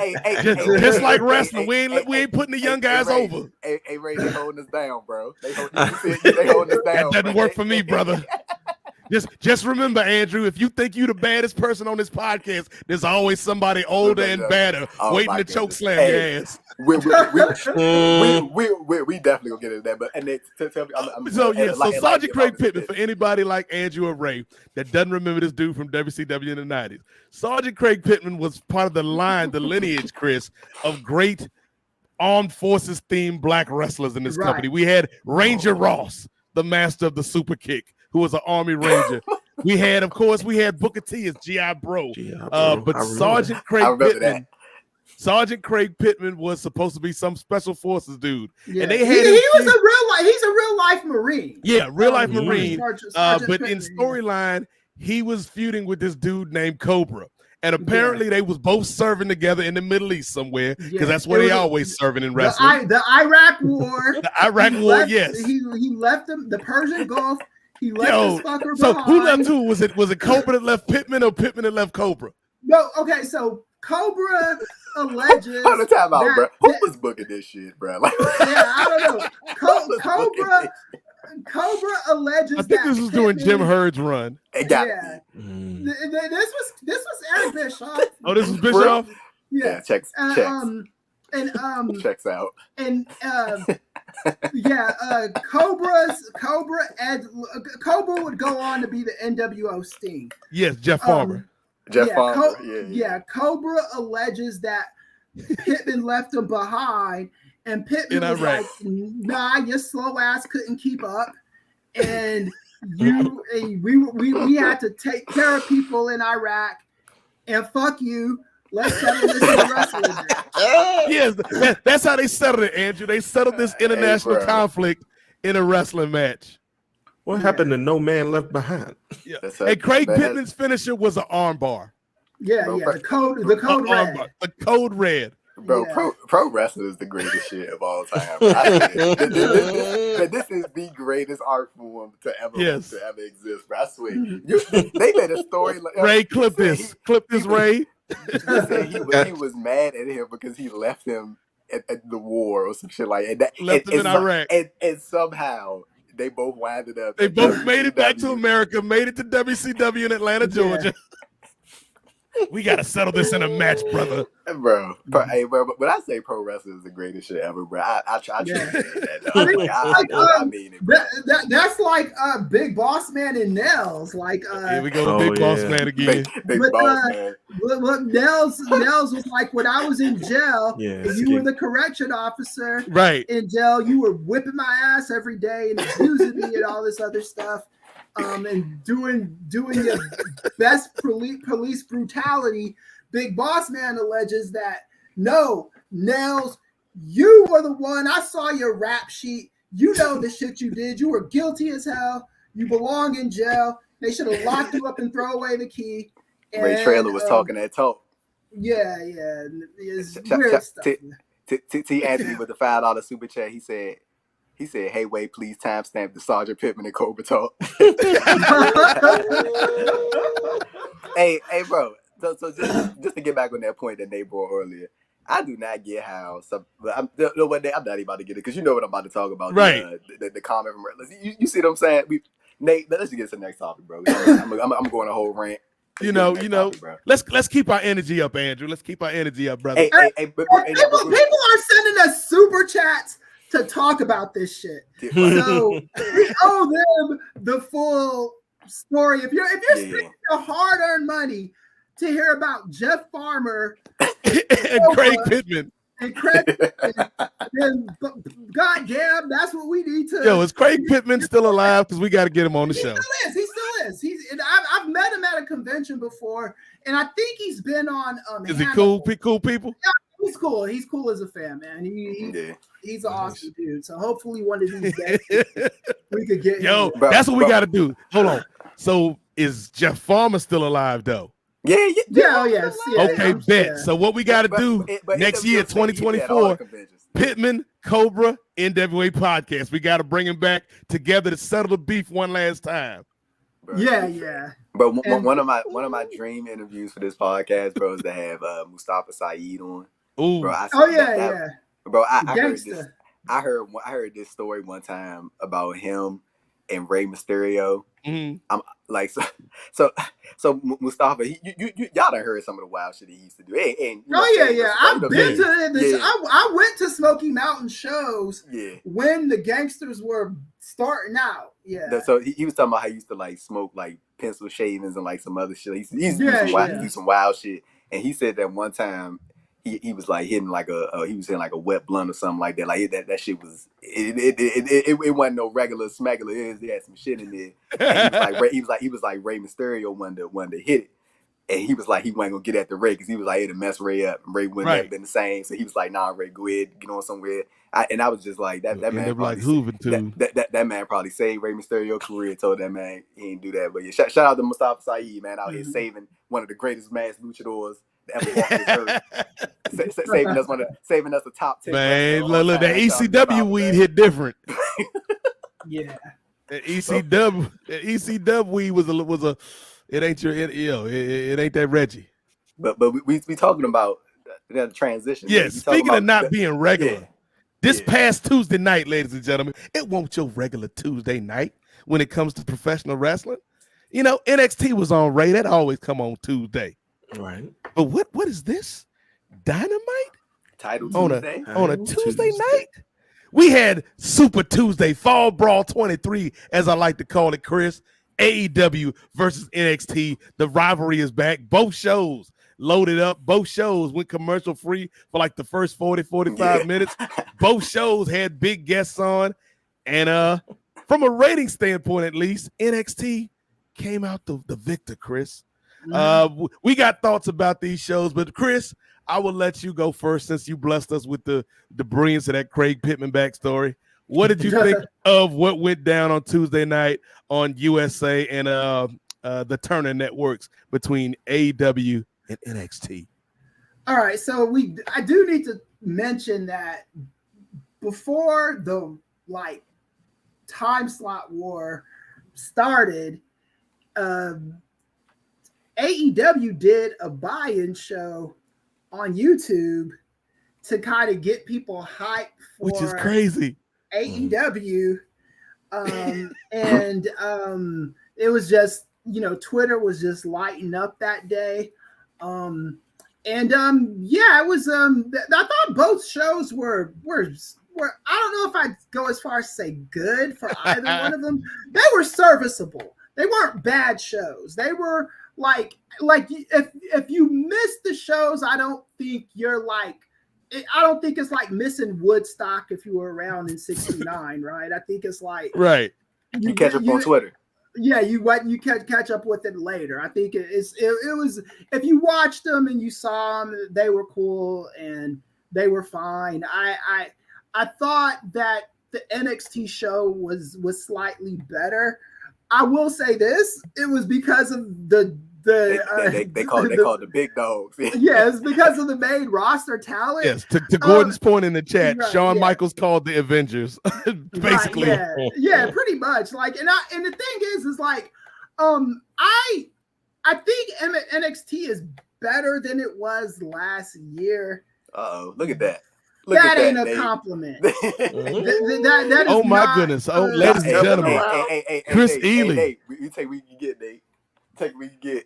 Kris Ealy has become a fan of NXT, ladies and gentlemen. Let's not go crazy. I think the show is like I think the show with the WWE talent on it made it a watchable show for me. I don't like all the silliness.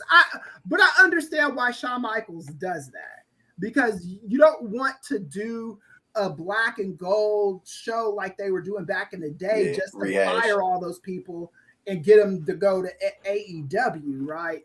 So I think even though I do not like the show overall, I think it's necessary how they do things the way they do them.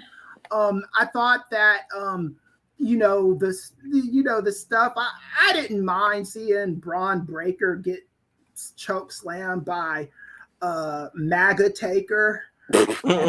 Yes.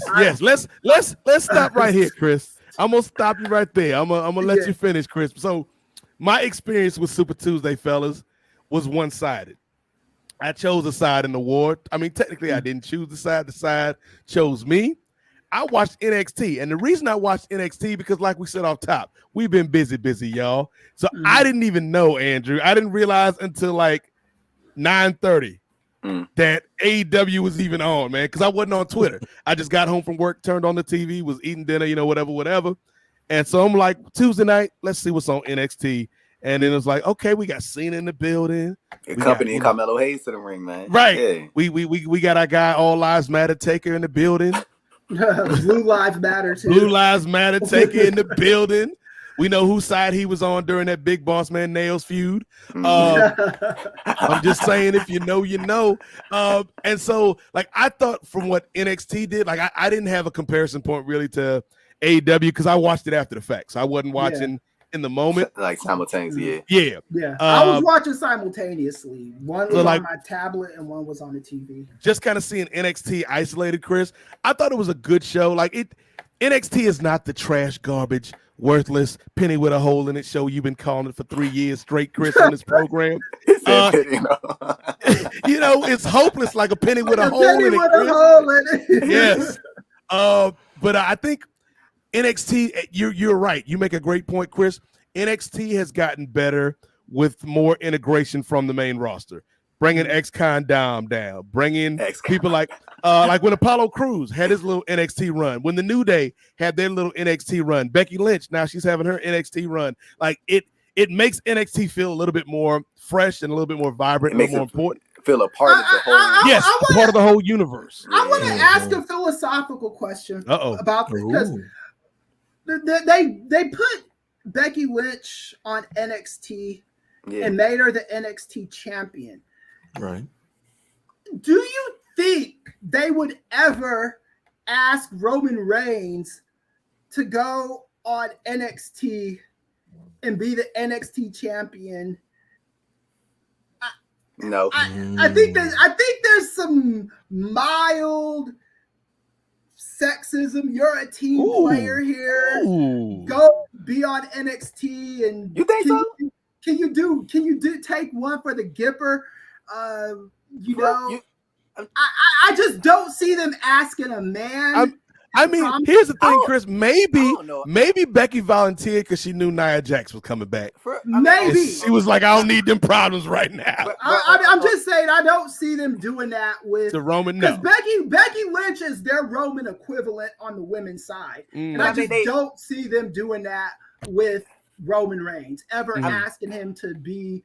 Hey, Roman, I can just imagine him laughing in their face if he ever was asked, hey, can you go to NXT Orlando and be the NXT? I just don't see him taking that question even seriously. Is all. So, I just want to bring it out there.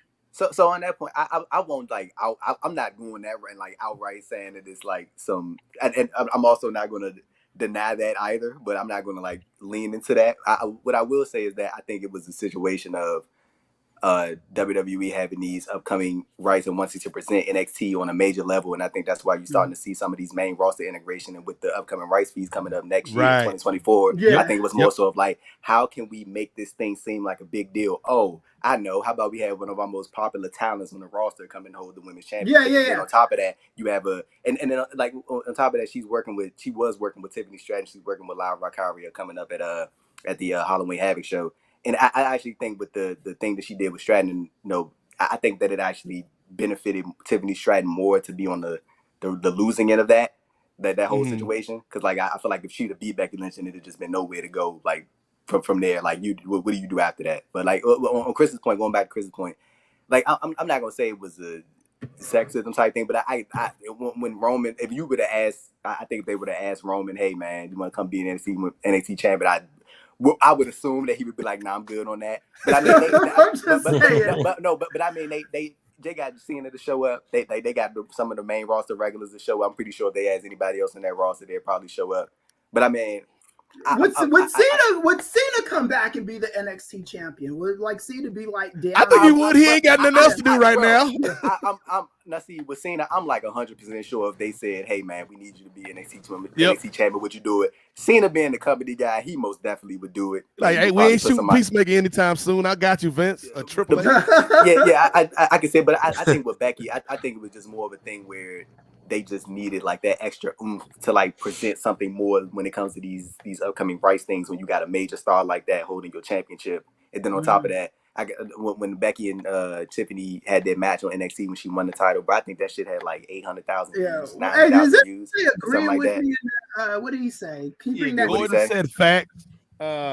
He said he agrees with Kris, but he's not gonna lie. That Becky Tiffany match was a classic. It's great stuff. Becky on that show makes that show markedly better. I'm not gonna even deny it. I'm just saying, I always find it interesting who wrestling companies ask to do this kind of shit. I'm just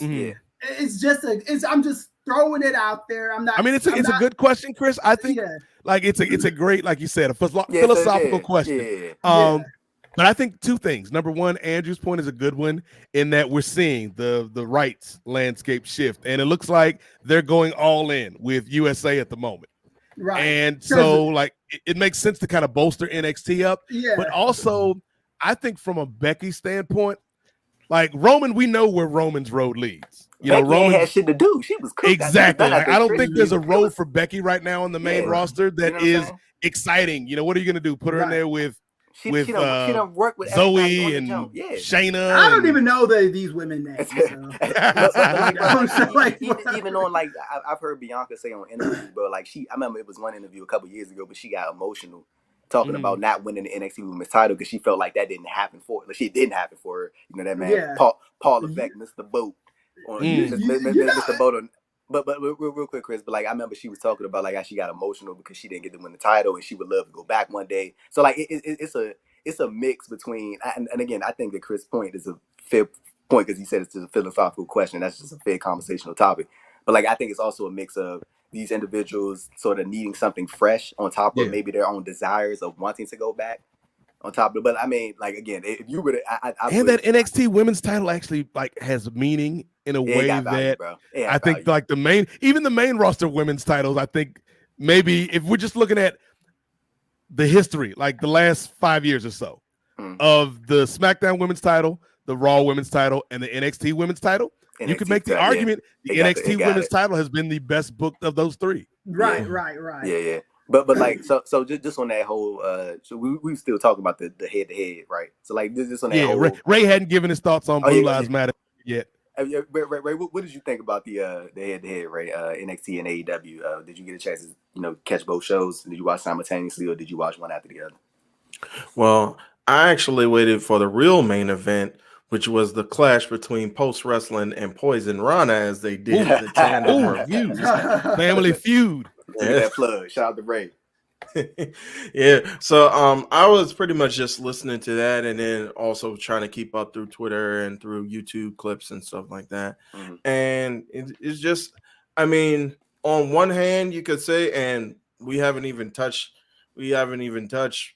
Tony Khan with the crazy tweets, but Tony out here being a little salty. But I think, you know, on the one hand, I was kind of going back and forth, and to the point is where, all right, well, it's a new night for AEW, or is just like they're just subbing in on this night, and NXT is just throwing everything in the kitchen sink at you. So of course it's gonna be as though like you're not going to have the advantage. But if you look at their numbers, and I think Brandon Thurston brought this up, Brandon Thurston and John brought this up during their weekly, their Thursday review recap. Yeah, it brought up that AEW on a Tuesday did a 0.26, but last week on their regular day did a 0.28. So it's not that much of a difference, even being on a different night and even having that competition. But I think John also made the point as where, well, this is, if you think that this is something, then what if you try to go up against them with their regular main roster talent? But again, you go ahead, Ray. You go ahead, finish your No, point, Ray. I know what you're gonna say, Ray, and I'm gonna let you say it, and then I'm gonna have a rebut for it. But go ahead. It's not a rebuttal so much like confrontational, but I know what's going on in the television landscape. You don't want that smoke with 10-day, Ray. My man ain't got nothing to lose. No. Ray said he ain't got nothing to lose, Chris. He on day 9 of this 10-day contract. No, it's you know.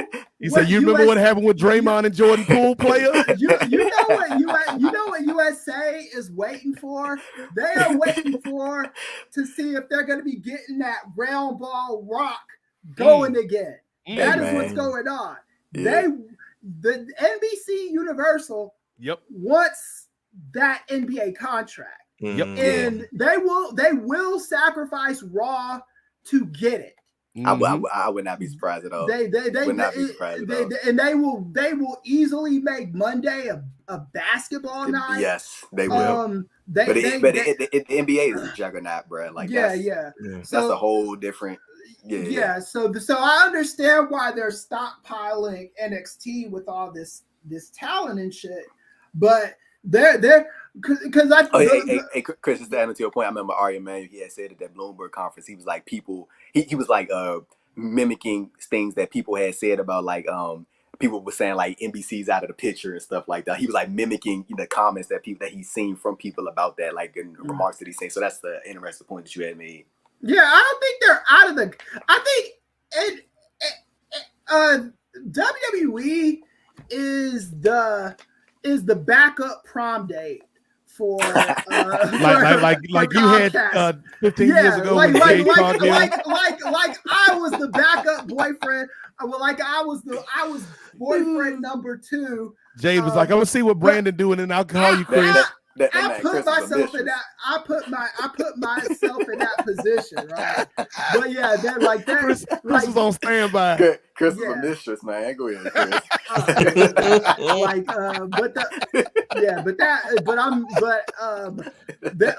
what I think the NBA is trying to do 3 networks. I think they want to keep what they got going with Time Warner. Yeah. And keep what they got going with Disney. Yep. And then maybe with ABC, that goes to NBC, and NBC splits like some of the games. And with either the ABC, the ESPN games, and those go either to they split those with USA. I do think something like that is trying to, because Amazon is also in bid for the NBA.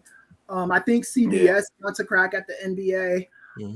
And I think NBC is wanting to put themselves in the best shape. What did that comment say?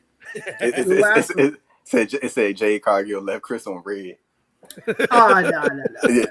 Kris like y'all dragging it now, bro. I know. I get. No. See, here's the thing. That is wrong, Chris. I'm gonna stick up for you, Chris, because that is wrong. That last comment.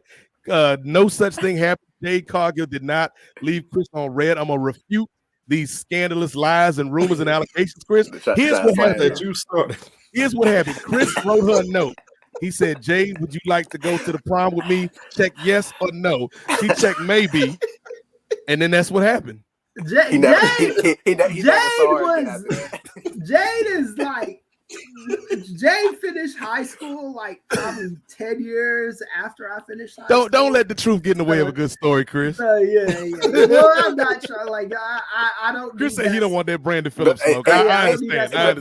But my favorite thing about the podcast is how like it seems like okay, so last year it was about Omos. And then now Kris, and then now I feel like this Jade Cargill thing about to get dragged for Kris. Like this about to be the thing now. Like I don't know the podcast. Now that Kris has stopped his beef with NXT and Omos, we got something new for Kris. Hey, bro, Omos, he ain't been on TV in a minute. No, he ain't been on TV in a minute. Hey, man. He in the lab. He in the lab. He working. He in the lab. They're prepping for his world title season premiere Raw. That's what I'm saying. Kris, you jinxed him. You said he was going to win a title within a year, and now he ain't on TV. So you jinxed. You did this on purpose, brother. I still think that is something they got planned for that dude. I hope I'm wrong. Kris, on your point, I really wouldn't be surprised at that because, like, I think I had mentioned it. We talked about it on this podcast. But Triple H was the one that like personally recruited Omos. Yes. So I can definitely see a situation where he's like, well, I mean, I brought him in, and that's one of my guys, so I'm not about to let him. You know what I'm saying? Right. He's gonna give him every chance. He gonna try to cook something up for him, like so. Yeah. So I think we're gonna see that. But he said, Kris, we always rocking with Kris. Shout out to Gordon Winfall's been active in the chat. Shout out to them. He's been active all night. Shout out to everybody. T. Anthony says he's having a good time. He's screaming, laughing at the conversation. Shout out to them. T. Anthony did say if you follow Gary Anthony Williams, who played Uncle Ruckus on the Boondocks. He just did. He cooked Omos. Yeah, I saw that. He cooked Omos on Instagram the other day. That was pretty funny. That was cool right there. That was cool. Just too much Negro. Yeah, shout out to Gary Anthony Williams from Boston Public and Uncle Ruckus, Soul Plane, Malcolm in the Middle. Malcolm in the Middle. He was in Malcolm in the Middle. Yeah, he's been on a lot of stuff, man. Legend. Shout out to him. So while we still on this topic, we got to talk about the So let me just say this about the two shows. I watched NXT because I was covering it for Post, and then I watched AEW after. And I thought both shows were solid and they accomplished what they needed to accomplish. I never thought going into it that AEW was going to beat out WWE. It's just the different time nights, and then for AEW, then at the same time NXT they air regularly on that slot at that same time, so people are already accustomed to it. Then on top of that, NXT they just loaded it up with some of their top stars. And I mean, when you looking at that, brother, I don't necessarily consider that a thing where it's like, oh, look what they had to do. I mean, if y'all going head to head with your competition, you gonna pull out your big guns. You always do that. That would be like the thing that would be some shit I would do. If it was on either side, you want to roll out the best that you got, and it just so happened that they got Undertaker, they got Cena, they got X1, they got Cody on standby. To come down here and let's do it. They got you with Kris. No, and for full context, they aired on Tuesday night last year, and AEW did beat them head to head on a Tuesday night last year. So WWE wasn't trying to do that 2 years in a row. Nope. So like when you got these talent on standby, like, and again, AEW, they have their own top flight caliber talent as well. But I think it was just a matter of like when you're talking about like the Cenas and shit like that, you know what I'm saying? You bringing in a whole other audience. It felt like an event. You know what I'm saying? And that's what it was. And then you hyping out all these announcements from their side. You know, Cody announcing the Dusty Rhodes tag team. That's a cool thing. You know what I'm saying? And then I watched AEW. I thought AEW was a solid show as well. I thought Swerve Strickland had a great performance against Bryan Danielson. I thought that was great. So, real quick on Swerve, like I had mentioned it before we had got sidetracked. I feel like the thing with Swerve is, bro, like they have had a lot of opportunities to like sort of crown him, and I feel like Swerve he should have been international champion by now. I thought he was the one that should have beat Orange Cassidy in that battle royal, and then when they had the singles match, I definitely think that that was like the time to crown Swerve. But I there's a part of me that does believe that they see what they have in him, and I just hope it's not a situation just like how Kris mentioned with Ricky Starks, where it's like stop and start. It's like, okay, we're gonna push you and then we're going to get you to this certain point, and then when you right there, it's going to be like, all right, we're going to bring you back a little bit. Yeah. And I just hope that's not the situation with Swerve. Like, well, honestly, they just had him lose on the Wednesday show. Like, what the fuck? Come on, man. Yeah. But that was disputed, though. At least with Swerve, that was disputed. Hangman got involved, but with Ricky Stark, it just beating him clean. And I'm like, Swerve just had that real big win in his hometown at Wrestle Dream when he beat Hangman. So I mean, to Ray's point, the only reason he lost was because in the technical aspect is because Hangman got involved and cost him the match. You know what I'm saying? So I mean, he didn't get beat clean, but at the same time, I definitely would like to see like a smooth trend of just like consistent wins for Swerve to build him to where he's going. Like, honestly, like, bro, I'm gonna say this again. Like, it ain't nothing. I don't think there's nothing wrong with the international title. I think he should have been won that shit by now. Like, I think he should have at least. Well, but if you knew Ray Phoenix was hurt and you knew that you need to take the title off him, put this shit on Swerve. Like, Orange Cassidy just had it for a whole year, brother. You know what I'm saying? Right. It's nothing wrong with, like, I like Orange. I enjoy Orange's work. I really do. But I'm like, we just came off of a huge reign. I think there was a lot of story to tell with him being like not his usual self because he lost the title. And if you wanted the chance to capitalize on somebody, you like, okay, Ray Phoenix is hurt. We need somebody to slide in. Who can we put the title on that's coming up? Swerve Strickland. Yes. And that way you give Swerve some extra oomph while you slowly put him up the treadmill to get into the AEW World title because he said it publicly. He wants to be the first Black AEW World Champion. Shout out to he got a nice ass reaction when he said that too. You heard that shit? Yeah. I was like, all right, look, we saw the vision. We saw the vision. I was like, look at the crowd. The crowd was they was into that. I was like, all right, let me find out. But yeah, just going back to the NXT AEW head to head. I thought both shows were solid. They did good jobs and all that good stuff, fun shows. But the post aftermath, man. The aftermath of this was Tony Khan's reaction to NXT beating out AEW in the ratings. Nate, you mind if I initiate the conversation? You cool Go ahead, brother? Go ahead, nephew. But yeah, so Tony went on a series of rants. I'm pretty sure everybody saw the tweets by now. There was one, the latest one. We can choose to either bring that up or not, but that one was the one where people seemed to kind of got. It was a little iffy. Like, honestly, for me, bro, like, I'm not one of those people, like, where I get, like, super offended by stuff like, you know what I'm saying? Because I feel like people, they have, like, these, they get too attached to these brands, whether it be WWE or AEW, and they, like, start acting like you playing for these teams and shit like that. And I'm like, like, but, like, the thing was, like, when Tony was going into it and leading up to it, I thought this shit was funny. Like, it was hilarious, like him going back and forth and like saying all that stuff on Twitter, like I think he called Triple H a ball asshole or some shit like that, like through a gift or whatever like that. You know what I'm saying? Like, that shit is funny, bro. Like, but and Shawn Michaels too. He's talking about both of them. Yeah, and Shawn Michaels. But then when they got to the point on when he was still talking about it, like 2 days later, I'm like, bro, let it go, bro. Right. You know what I'm saying? Like, cause then on the same time, I'm like, dude, if you reacting like this, and I mean, again, it's. You should want to be competitive. You know what I'm saying? Because I mean, the thing is, WWE, they talk the same trash, but see, the thing with them, what they do is they leak it through the media. They leak it through sources. So it doesn't seem like it's coming. Right. Like, it's not coming from the head of the company. It's not, you're not seeing Triple H and Shawn Michaels tweeting, but like, see Tony Khan, he's just upfront about the shit. Like, he just goes out and just, you know what I'm saying? Like, look, that man Tony from the message boards, like, he going, you know what I'm saying? He going to type that shit out. That man he going to get them keyboards off. Tony going to do his thing. But yeah, I mean, like, if you reacting like that, bro, I don't know how you gonna react when SmackDown go head to head with Collision on November 17th. Man, hey, bro, if you think they brought out the big guns for NXT, man, you know what they gonna do for SmackDown? Man, they might fuck around. CM Punk might be on that show. That SmackDown. CM Punk and The Rock in the same ring. That SmackDown show. I'm just saying, like, I mean, like, again, I wasn't like, cause I saw people, they was like, oh, he need to stop embarrassing himself. I thought this shit was funny, but like when they got to the point when he was still on it, like 3 days later, I'm like, dog, like, you could tell Tony, he was hurt, bro.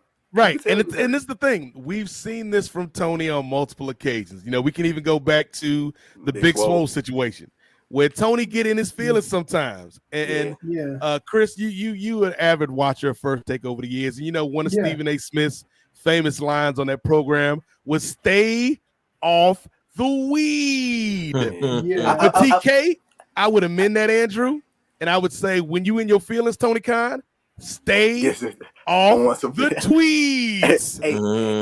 But like even when he was in the media, I remember I think he been on the Dan Lebatard show when he got asked about CM Punk.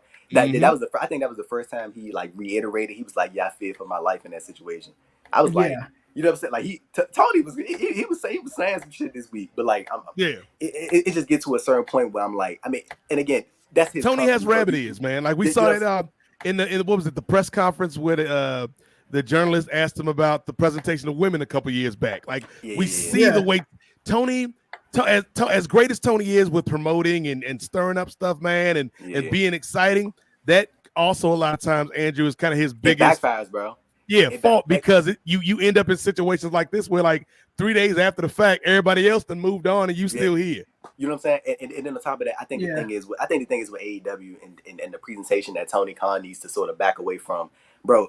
This shit ain't 2019 no more. You know what I'm saying? Y'all not the underdog in the situation. Like, bro, it's not the hey, we're the people going up against WWE. They trying to hold us down, but y'all sort of on equal playing fields now. So when it comes with times changing, you gotta adjust your product as well. 2019, 2020, 21. Y'all had the motherfuckers beat in terms of the creative because you had something different going on. And then on top of that, you had Vince crazy old ass just booking whatever the fuck he thought was good. You know what I'm saying? And again, there was some moments from that time period that I enjoyed. So I'm not about to sit and act like I didn't because that would just be a fucking lie. But like when you got Triple H, who has his ear more to the ground and his team sort of trying to craft this new presentation or programming. Tony has to shift as well. Like the same shit that worked in 2019 is not the same shit that's going to work in 2023. You got to shift it. And to Chris's point, to what he was saying, that comes with building people who you can count on for the next 5 to 6 years with the Swerves, with the Ricky Starks, with the X, Y, and Z's. Like build the motherfuckers the same way that you. I mean, he kind of is, but he isn't. Like build the motherfuckers the same way. And to the comment we just had in the live chat, Andrew, instead of spending 3 days talking about the ratings and why this happened and why that happened, you could have spent the last 3 days talking about how great Swerve Strickland is. And tell people to go, if you missed this match, you got to go back and see it because this kid is the future. You could have been promoting your own people instead of arguing to the refs. But right, I feel like even with the talents in the media, like they was like Brian. I just covered the interview that they with Brian, and Brian said Danielson. He said that Swerve, he's watched Swerve for a really long time. And he said Swerve is the next level of great. Just like, you know what I'm saying? But having a talent like Brian, who I like you. To me, if you ask me, I think Brian is the greatest professional wrestler. You like that? That's just my opinion. I think he is. I think Brian's the greatest professional wrestler. But when you got somebody like that who is just saying simple shit like that, I think that Swerve Strickland is the next level of great. That does a lot for him, especially if it spreads. You know what I'm saying? If people start, you know what I'm saying, and it just it's a way for Danielson to say like, hey man, I got the win over this dude on Tuesday, but he's the fucking real deal. You know what I'm saying? Like he's the future. That's the guy. So like. You know what I'm saying? Like, and it's more people than Swerve and Ricky Starks that can use that sort of same that same oomph. But like again, I just think that this mindset of like, hey man, they trying to hold, and WWE they definitely do some petty ass shit. You know what I'm saying? Like we not about to see, we definitely not about to sit here and act like they ain't never did no petty shit towards AEW or anything like that. Like Tony even mentioned it with the contract tampering and all like that. That from all accounts, that shit is legit. So you know what I'm saying? But at the same time, again, like. The same shit that worked in 2019 and the same mindset that worked in 2019 and 2020, and it's not the same thing, bro. You got to switch it up and you got to stop with the victim mentality. Like, dude, you just got to go out there and just fucking kill it. Just go out there and fucking kill it, bro, and just put the right people in position. And that starts with just continuously building your future talents. You got to, but like the only way you're going to find out if somebody is ready for a certain position is if you put them in that position. You can't be like, you can't flirt with it and be like, okay, let me just put them like right close to the finish line, and then, but I'm not gonna let them cross it. Like you gotta push the motherfucker over the finish line, and if they they swim, bro. And if they, you know what I'm saying, and if they don't, they gonna sink. You know what I'm saying? And then that's just a situation where as a booker you gotta fix that shit on your own. You know what I'm saying? But and as a talent, you gotta work on that. But like you just need to, you know what I'm saying? You just gotta adjust with the times, bro. And I just think that Tony is like very. I think especially when it comes to these head to heads, especially because things have happened in the past. Again, he's not just coming out of the shit with the woodworks, just saying shit just to say it. Things have happened in terms of like WWE, you know, making certain things and doing certain advances and stuff like that. It's made Right. you feel this way, but at the same time, you can't take that shit and just be like, okay, victim, and how do I? But you just gotta adjust, bro, and just try to outshine their product. You know what I'm saying? Because the fuck they go, do you see they gonna try to outshine you by bringing in the best that they got? So you gotta just counter that with just doing the best that you can. You feel what I'm saying? But like, Kris. but again, just is add on this last point. But like again, if you reacting like that off of this, November something that in the 17th, grand bro, scheme of things is minor, bro. Right. November 17th, when Collision goes head to head with SmackDown, which averages 2 million viewers on a regular basis,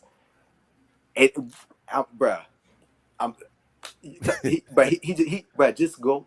When it comes somebody to get his phone, man. Just put on the best show that you can, because I'm because if you go in there, I'm telling you, but they're gonna load that fucking show up to like the end of that shit might be a 3-hour SmackDown on Friday.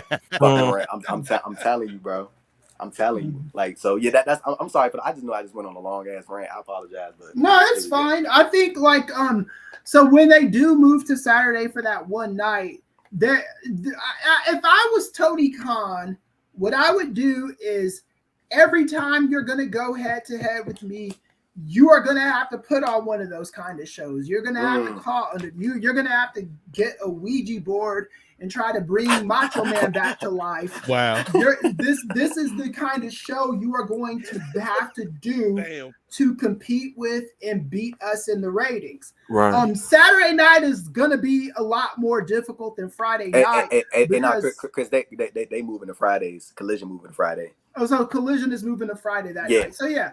So yeah, and they're gonna have to do all that. Here's the thing with Friday is going to be easier for even with the WWE competition. I do think Friday's going to be an easier night for AEW. Saturday, you're competing with all kinds of other shit, not just wrestling and social activities. There's like I know people who do not leave their TV screen on Saturdays because of college football. They are watching and on the all West Chris's Coast, friends at USC. all my friends at USC, all of my folks at the University of Tennessee, all of my folks, like these people are watching college football from like 7 a.m. on East Coast time to like midnight. They're watching this stuff all day. So that's you got to look at that as a benefit.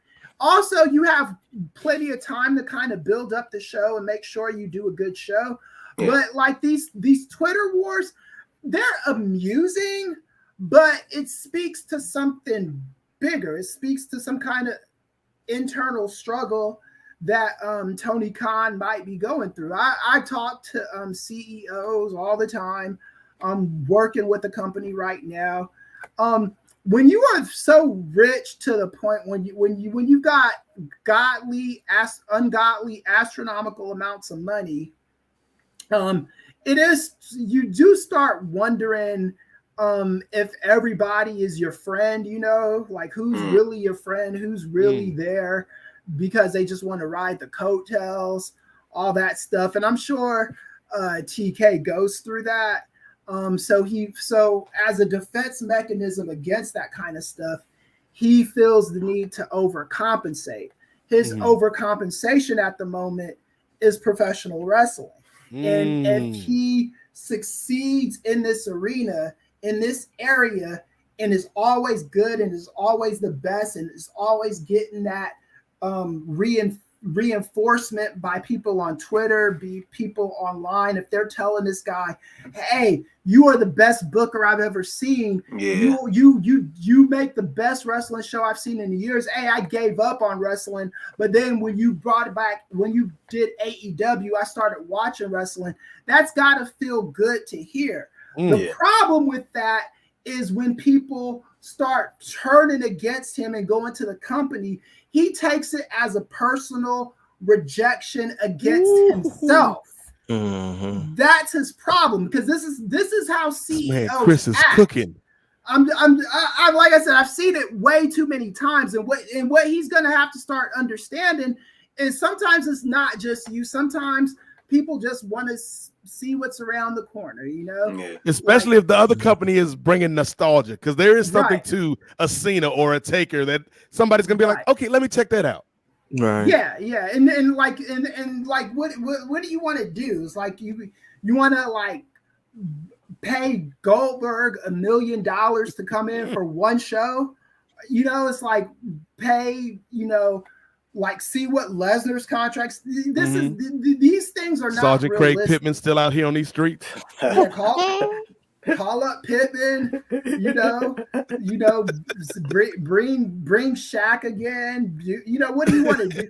What you got to do is make sure that the race you're running is good, and just do that. You can't worry about WWE all the time. You know, it's like because you could tell he's, you know, he gets butt hurt easily. You know, and that's just another thing. Like when and I think we talked about this off air, Nate, when Leo Rush tweeted that apologize tweet, Right. I knew right then and there that he wasn't going to be back on AEW TV.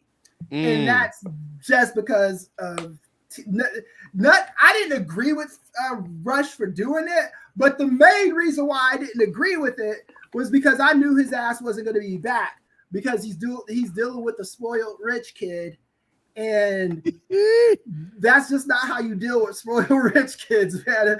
From my history dealing with spoiled ass rich kids, what's this super chat? Yes, T. Anthony. The answer is always Sting.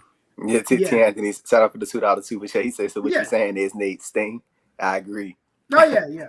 Sting, I mean, just put on a good show, man. Don't worry about that.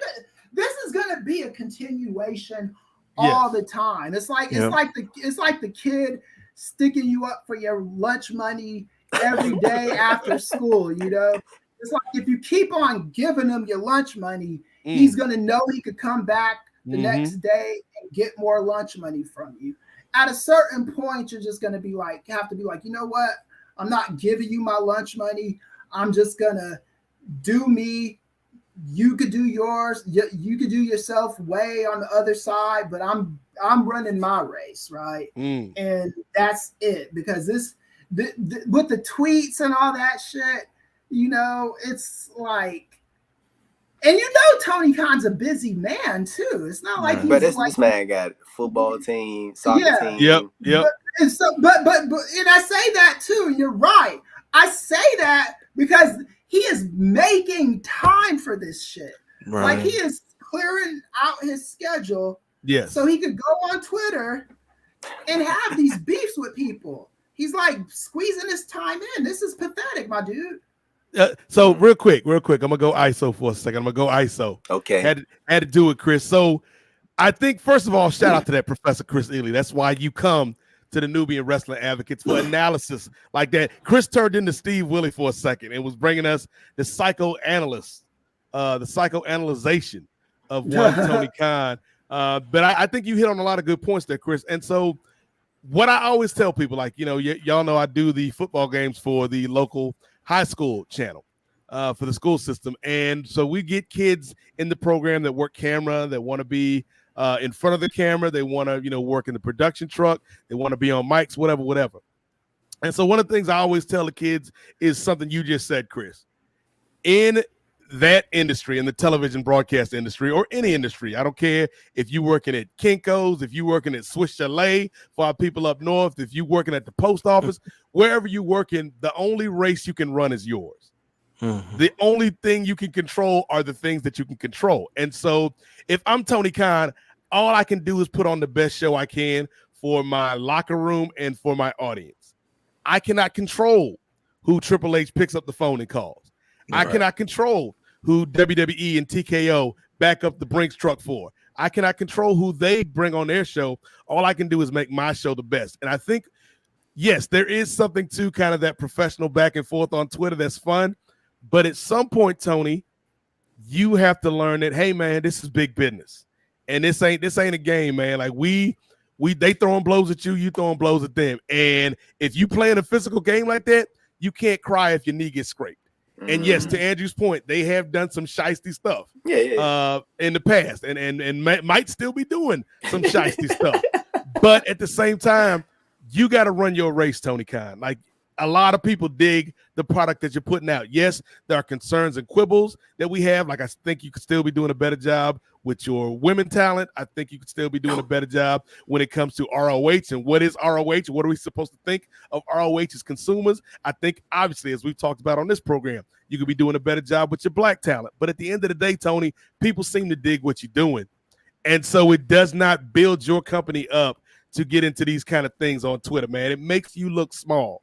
And to Kris's point, man, if you were in his position, the last thing you want to be seen as is small. And so I would hope that Tony grows a bit of a thicker skin when it comes to stuff like this, man. You know, it's like, it's fun, man. Like, Tuesday night was fun, Andrew. Like, the little brief part that I caught of Tuesday night was fun. Like, having, you know, people go back and forth and some people watching both shows simultaneously. That's fun. And both shows did well in the ratings. And so if I'm Tony, I count that as a win. Like, yo, they had to call not only the Avengers, but the Guardians of the Galaxy and half of the people in Wakanda to step up to my show. And yeah, they edged me out, but it was fun. And people was talking about us. People was talking about them. The whole business was booming on Tuesday night. And so I just think, yeah, you're doing a lot of good things, TK, and I'm gonna let you speak on this, Ray, here in a second. But you're doing a lot of good, TK, but you just can't be so sensitive, man. You can't have those rabbit ears because you get caught up in this stuff that really doesn't make your company or yourself look as good as it can. And as you said before, Nate, when you were kind of paraphrasing Stephen A. Jackson, I'm gonna go ahead and I'm gonna quote Herman Edwards. Don't press send, okay? And I'm going to also paraphrase an alleged bald a-hole. It's a marathon, not a sprint. so I just think, and on one hand, I'm like you were saying, Nate, highlight the things in your show that you really want to push to the forefront, like highlight Swerve. Highlight the fact that you had 2-3 newly crowned champions on your show. Highlight that stuff. But on the same token, I think Tony Khan rather us talk about him now than us talk about that segment with Bullet Club Gold and MJF. And that's gonna come up too. But on the same token, I just think. And I think John, I love you. Ain't hold on, Ray. Hold on. First of all, we're not gonna let you get away with that, Ray. We're gonna bring it back to the full screen. Ray, we appreciate that comment, but we're not gonna let you get out here and try to finesse the people. You ain't Swerve. We ain't gonna let you get out here and try to improve the length of your 10-day contract by setting up segues for stuff we're gonna talk about later, Ray. This ain't NBA 2K on my player where you can just build up your ranking by giving out assists, Ray. I'm just doing my job. That's all. But I just think that, and I just love the dynamic that John and Way were kind of going back and forth with this, as far as Tony Khan. Really, it's amazing what he wants to put out there for the Twitterverse for everybody to see, and then on the same token, when you get him in an interview, he's like, "Oh well, we can't speak on that right now. Oh, it's under investigation. Oh, we can't talk about that." It's like, why don't you have that same level of awareness, you know, when it comes to things like this? And I just don't understand it. Again, you got to put your big boy pants on. You can't. Again, Twitter fingers on the trigger fingers. I'm going to keep deferring to what you were saying, Nate, when you were talking about once the bully sees that you're getting angry, they're just going to keep pushing your buttons. Just like a big brother. It's like you're just going to keep pushing the buttons of your little brother once you know what aggravates them. And so it's just, you got to be having even keel. Got to know that it's a marathon, not a sprint. You're going to catch them some days. They're going to catch you some days. But know that if you're in this for the longevity of the business and for the longevity of the art and to keep it flourishing, then you can't just go off from one little number. That's how you end up like Eric Bischoff in WCW. You can't let them see you sweat, man. Can't let them see you sweat. Like back in my college days, my college. After you got over the heartbreak of losing Jade After Cargill. I got over that heartbreak, Chris. My college girlfriend, we were Jade? We were about. No, to it was Bianca Belair. Yeah, Bianca Belair. We were about to. Chris is sick of us, man. We were about to break up, and I didn't want to break up at the time, and she wanted to break up. So there's two ways you can handle that situation. You could be like, okay, I don't want to break up, but I'm going to let you do you and go about your business. You know I love you. You could cry and beg her to stay and don't. That man, Kris is falling down the wall like Usher. Yeah. You can do that. But when you do that stuff, all that stuff is going to do is guarantee that they're going to be with whoever else they're going to be with, and then they're not coming back to you. I say all that to say, don't do that to your fans. Treat your fans like that special relationship. And if they go for a week or two, let them go. And then if they see how disconjointed the other show is, they'll come back. If they see how messed up that other brother is, they'll come back, you know? And then you have to decide if you want them or not. And that's another conversation for another day. Hey, Chris was out there. These are my confessions. Ray had brought it up before we get into the MJF roller quarters and that whole thing. I want to ask you, Nate. I'm going to ask you this, Nate, because we had an in-length discussion about this, and Kris was in this as well. But like Nate, I know you very pro this man right here. It looked like Cody might finish the story, Nate. I'm pretty sure you saw this past Friday on SmackDown. We back. We back. But look though, in all fairness, I think everybody was saying the same thing. They was like, "Dog, why the fuck did they put the title on?" And honestly, still to this day, I still think that would have been the right move. But like off that one segment, bro, they ain't been on screen with each other since post WrestleMania. The first time they met face to face. Hey Nate. Hey, Ray just said, Nate, Nate, because I want you to take the reins of this conversation, bro. All it took was, Nate, it took one stare down, bro. One. You couldn't even hear what they were saying. The only thing you could hear was Roman saying, "This is my show." And then that was it. Yeah, man. Nate, I'll be back. I'll be back. I'll be back, Nate. Look at Ray. Nephew. Ladies and gentlemen, people out there. Hey, bro, Ray got me dead, bro. People out there listening to this post-wrestling. Ladies and gentlemen, I just got to let y'all know Devontae gang is back up, ladies and gentlemen. Hey, Nate. I think they might. Hey, Nate, Ray, Kris, bro. I think they might do it, bro. Here's the thing. I'm gonna use Chris's analogy in college to give you an analogy about how they telling this story about Cody Devontae Rhodes. So in this analogy, Triple H is Kris, and the Cody Rhodes story is the girl that Kris was breaking up with. So it was like first when they met each other, everything was good, man. They see each other in class, like, "Hey, Kris, hey, Triple H," I guess in this analogy, Cody. It's funny you say that because Triple H, aka Kris, walked Jade Cargill into the office. Look, reunited. Look at that. Reunited. Stop playing with Kris, bro. So the relationship went off the rails at one point, but if you put the work in, you can get that relationship back, and that's what we seen. Not only did Cody Rhodes bring this man Jey Uso back into the company, not only did Cody Rhodes and this man main event Jey Uso, the brother, the cousin of his sworn enemy, he brought him over, and Cody Rhodes and this man Jey Uso now are your new tag team champions, which allowed him to go to SmackDown, which allowed him, Ray, to stand face to face with that man, the tribal chief, the head of the table, Nino Brown himself, Roman Reigns in the building. And so, yes, I know, Kris, a couple shows ago, we talked about The Rock, and I think that is always a thing that's out there. Yeah. But you heard, man, that crowd was hyped when they seen Cody and Roman in that stare down. And so, to me, as bad as they fumbled the bag, by not putting the belt on Cody at WrestleMania.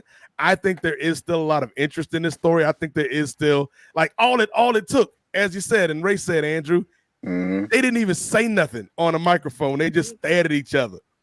And in that one lineup, you had some stories, man. Not only did you have Jay and Jimmy, not only did you have Jay and Solo, not only did you have Cody and Roman, but you had all of them, man. You had Cody Rhodes, the dude that prophesied that Roman would be a man without a tribe by the end of this. Standing there with one of his tribe members who was now on Cody's side.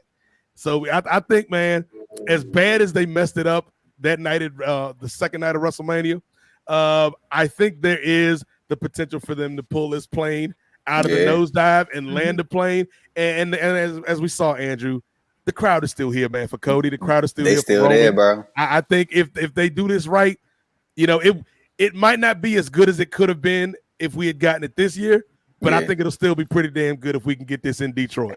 Bro, I got a question. I was going to add. I was laughing when Ray was like, "We so bad." We back, Kris. We back, Kris. What you got this? Go ahead and throw your hate on this, Kris. Go ahead. I got a question. Beat Jermaine from Chicago, Kris. I truly believe Cody Rhodes is gonna finish the story. Why you had that hesitation in your voice, Kris? Is he gonna finish it at WrestleMania or is he gonna finish it at the Royal Rumble? Okay. Because I think if I stand by this, I stood by it this year. I'm gonna stand by it next year. If The Rock is going to be at WrestleMania. Right. The Rock is going to be on the main event of WrestleMania. And I mean the real main event of WrestleMania. Night two. Sunday. He's not going to be night one bullshit. I don't necessarily agree with the. I mean, I think either one is the. I mean, whoa, bro. Kevin Owens and Sami Zayn main evented this year's WrestleMania. That was a fucking main event. They smashed that shit. That was a main event. Bianca and Sasha main event at night one of WrestleMania. Exactly. They killed that shit. That's what I was going to say. Come on, bro. Come on now, bro. I will give you that because that's the first time ever. Sami Zayn and Kevin Owens were happy with that. Because that is their fucking ceiling. If it's The Rock's ceiling is way past that. All right, so let's not. But it's the same. It's the same spot. It's just on a different night. The different night matters. Get the fuck out of here! No, it don't. He said closing the show matters, Andrew. Bro, you closing the show on the same night. I mean, it's just you closing the show the previous night. But the show starts again the next night. Yeah, that's what I'm saying. So it's a continuation. What the fuck? You're not closing the show. You are ending the date with a kiss goodnight and sending them back home with their dad. Ray, when you close the show the next night. I'm about to ask Ray this. Ray. Putting Ray on Front Street. No. Don't put Ray on Front Street. No. It's not a Front Street type of question. I just want to ask opinion on this. So when Kevin Owens and Sami Zayn won the undisputed WWE Tag Team Championships night one of WrestleMania, the show went off the air, right, Ray? It did indeed. The show went off the air. The show, like a the deposition. Show, it's a yes or no question, Ray.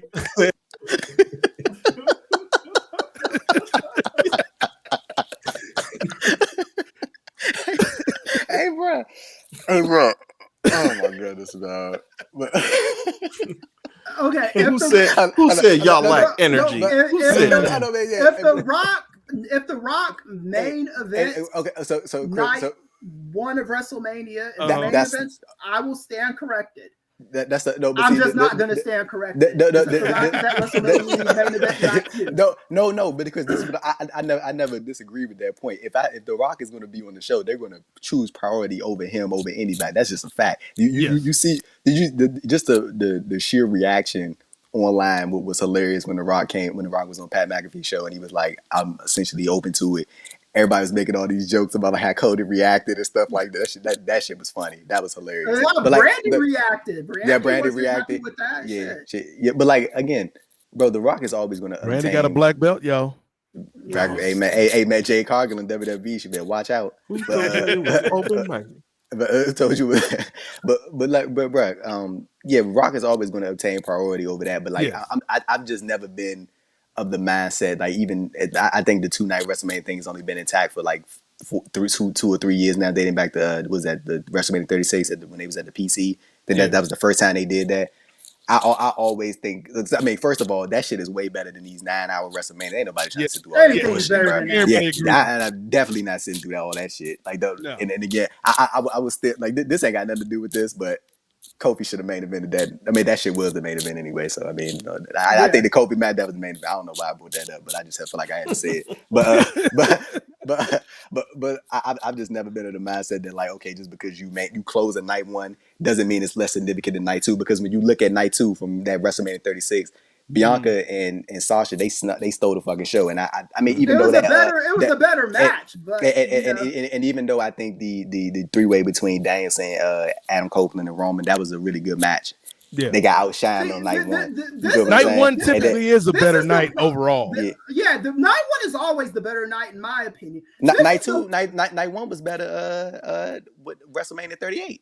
Yeah, night one is Austin and Kevin Owens. Night one is typically the better night of the WrestleManias.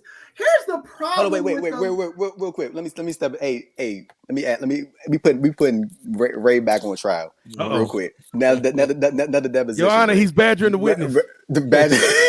Hey Ray. So when you look at WrestleMania 38, well, let me just start back from what we got. Let me start back from I don't remember the WrestleMania 36 main, but let me start it from WrestleMania 37. What would you say was the more prominent main event for you personally? Sasha and Bianca or with a Roman, Edge and Daniel Bryan? What was the true main event to you for that WrestleMania? I mean, I thought it was Sasha and Bianca. Right. So we got it was history. Yeah. So we got WrestleMania 38, Ray. What was the true main event to you? Stone Cold Steve Austin come out of fucking retirement versus Kevin Owens, or you got Brock and Roman part 200. Okay. What was the main event? Hey, Kris, let him finish. Hey, Ray. Objection. You acting like Tony Khan right now. You getting cooked, and now you trying to.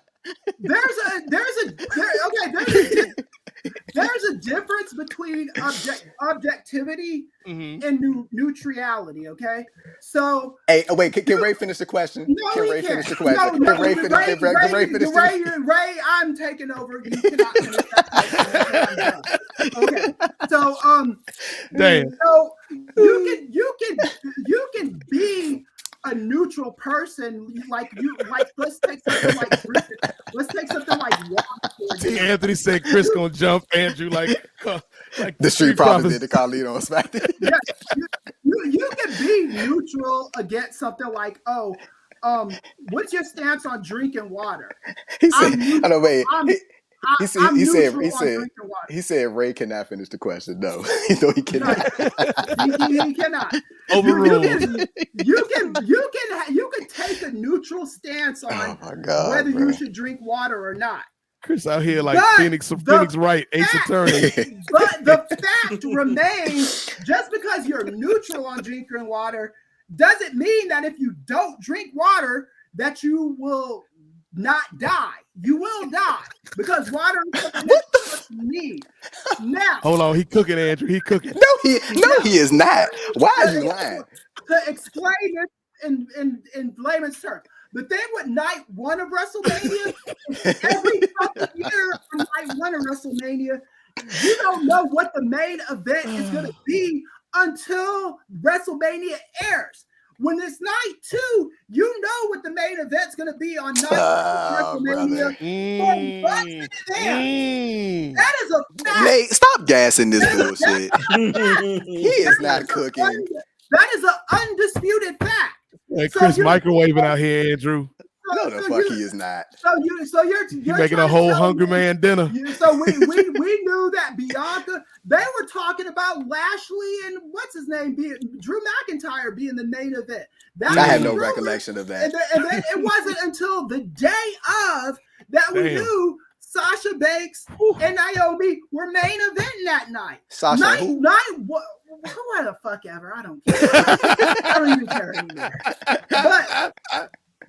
But I'm just saying, the night one of WrestleMania is always them trying to figure out who's going to be night 1 of WrestleMania.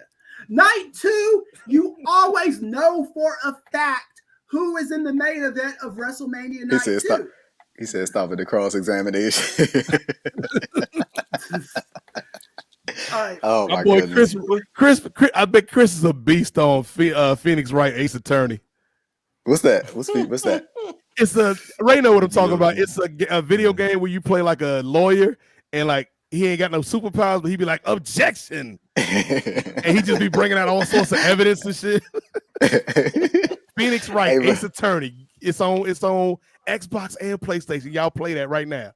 Not right now, but like after the show. Yeah, wait till we finish it. I don't know if people say we ain't got no energy, but you get you right.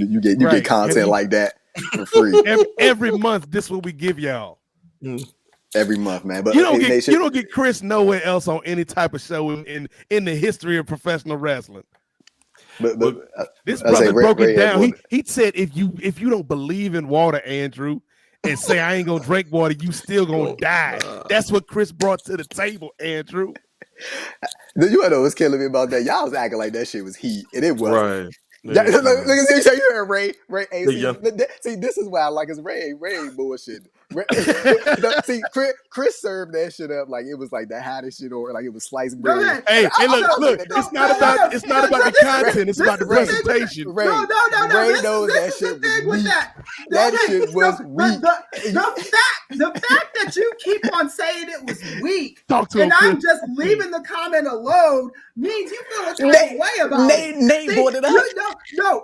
Brought it up. I didn't bring it up. I leave it to these people online to decide to the masses if I made sense or not. I'm not trying to say, oh, everybody co-sign on Dr. Ealy. Co-sign on me. It's a democracy. I let them do it on their fucking own. People decide. You're trying to talk people off of my side. Power to the people. Because you talking that goofy shit. That's why. I don't need anybody on my side. You either agree with it or you don't. But you can't fucking tell me that when Austin and Kevin Owens main evented night 1 of WrestleMania, they made you think. We didn't even know that was going to be a match. They made you think that was going to be an interview fucking segment. And then at the last minute, because Stone Cold was like, okay, I'm trained enough. I ain't going to put on my black tights, but I'll wrestle in my John Deere get up and have a match with you on night 1 of WrestleMania. And that's the main event. Okay, whatever the fuck ever. But the match that was promoted as the main event for months in advance was night 2. That's a fact. That ain't no goddamn opinion. That is what happened. Hey. This is literally what fucking happened. Hey, Nate, you bring the screen out. Kris Ealy, bring the screen out. Ladies and gentlemen. Nate, bring the screen out. Ray being real quiet right now. No. Ray just being attentive. That's all, Ray. WrestleMania 37. Which match was your favorite, brother? Uh-oh. Of the two main events, which one was your favorite? Sasha and Bianca, or the night 2? Which one was yours, Ray? It's got to be Sasha and Bianca. WrestleMania 38, Ray. Steve Austin versus Kevin Owens, or Roman Reigns versus Brock Lesnar. Which one was the true main event to you? Which one were you most excited to see, Ray? Which was the main event to you? Don't bullshit me, Ray. Bullshit me. Ray said, "I plead the fifth." I'll throw a curveball. 1, 2, 3, 4, 5. I'll throw a curveball. I think it was actually Cody coming in. No. Oh yeah, but you're only talking about the main event. Yeah. That's a good point, though. Good point. Cody Seth was the main event. Good point. That was definitely hype worthy. Yeah, people were looking forward to Stone Cold versus Kevin Owens. So when I add on that point, we didn't know that was gonna be a match though, Ray. But But the thing is, Nate, listen, Nate, stop trying to cape for your boy. All right, stop trying to cape for him. Old school versus new school. Because look. But let me ask you. He tried to interrupt me because I had his ass in the blender and he stopped me when I was cooking. I had him in the blender and I could see that all those night one main events were better matches, but they weren't the main fucking event. The main event is always night two. That's the main event. Night one were the better matches. Fun fact for the audience, that originally was going to be the name for this podcast, the main fucking event. For real? No. Oh, Jesus Christ. Hey, bro. Oh, my goodness, bro. But they trying to say we ain't got no energy, fellas. Right? Yeah, but what you about to say, Ray? My bad. What I want to do, because I want to. Hold on, Ray, real quick. Because I think to Chris's point that he was trying to bring up like 15 minutes ago, old school sticking together again. We got to stick CMB. Hey, Ray, you see that bullshit? You know what I'm saying? We got to hold these young bucks down, Kris. Cut the mic off. Chris like that lobster and the boy that's still alive that's trying to get out, and they helping him. He like, hey, I'm gonna get you out, brother. I'm gonna get you out. I do not see why this is a debate. This ain't no debate. Night 2 of WrestleMania is the main event. This is not a fucking debate. You are turning it into a debate. This is Fox News shit right here. You are trying to turn something. Andrew out here like Laura Ingram. Yeah, like night 2 of WrestleMania is the main event. That is Ray. Tucker Carlson on these streets. All I got to say is Ray said Sasha, Bianca, and Steve Austin and KO. My case is closed, brother. We done. Finish it off, Ray. Let Ray cook. Go ahead, Ray. Go ahead. Cook something, Ray. Go ahead. Chris, you were saying earlier, though, but you were saying, first off, if we're talking about. Is Ray trying to get Chris on his 10-day contract? No, I wouldn't. Go ahead and finish, Ray. Get him, Ray. What I was saying, you're talking about day 2, that being the real main event. But then you mentioned stars being involved in the main events. Last time I checked, Stone Cold Steve Austin is just as far as we talking about wrestling, Stone Cold Steve Austin is just as big a star as The Rock. He may not be a bigger star mainstream, but he's just as big a star as The Rock. Only reason we're talking about day 2 is because that's when usually the World Heavyweight Championship is being defended. So you can't just sit up here and say that Roman Reigns is the star. How do we know that Roman Reigns is the biggest star and that's why that's the real main event? You're only proving that the World Heavyweight Championship is the main event. So that could be defended. If they wanted to put that on day 1 and have The Rock on day 1, then they could. You're not proving that don't have the World Championship. Proving that the stars are on day 1 when they had. You can't tell me. No, because Mercedes Moné ain't the difference between The Rock and Stone Cold is The Rock isn't going to be showing up and telling people, "Hey, I'm going to be doing an interview with The Miz on whatever night," and then trick you. We're going to fight now. The Rock is going to show up in his fucking Brahma Bull Speedo thing, and he's going to wrestle on night 2. And you're going to know this for months in advance. You mean the same guy who showed up in a sweatsuit and then just wrestled Eric Rowan out of nowhere? Stop him while he's down. Stop him while he's down. Look at Ray trying to extend his contract. Come on, that was like an egocentric thing. That shit, Ray. Ray said the most dangerous man in the world, Kris, is a man that ain't got nothing to lose. He on his 10-day contract. 1, peanut butter and jelly sandwiches. 3, 4. Fighter, get up. And that was just The Rock came out, and that wasn't even an advertised appearance from The Rock that night either. Oh, here you go. Here's the thing, though, Kris. To the original question, The Rock just happened to be in town that night. Oh, right. And he ripped off his little outfit and gave Eric Rowan a rock bottom, and that was the end of that. It wasn't even an advertised appearance. So, I mean, if The Rock shows up and he's like trying to do a match at WrestleMania, a real match, it's going to be advertised and it's going to be the night 2 main event. And that's the end of that story. So speaking of the story, Kris, because I think that's where you were leading me with that question 15 minutes ago. I do feel like he said 15 minutes ago. Emphasis.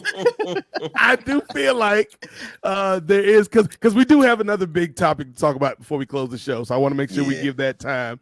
But I do feel like, Kris, there is a scenario where we see Roman lose to Cody before WrestleMania. That's not the scenario I want to see. Yeah, I wouldn't be surprised either. I wouldn't be surprised. But I can see Cody winning at Rumble, and then we still get, because now, like, Cody's prophecy has come true. You losing everything, and then The Rock is the one that comes in and puts the nail in Roman's coffin, and Roman can kind of go off for a little bit and then come back as a huge babyface. That was actually all I wanted to say. To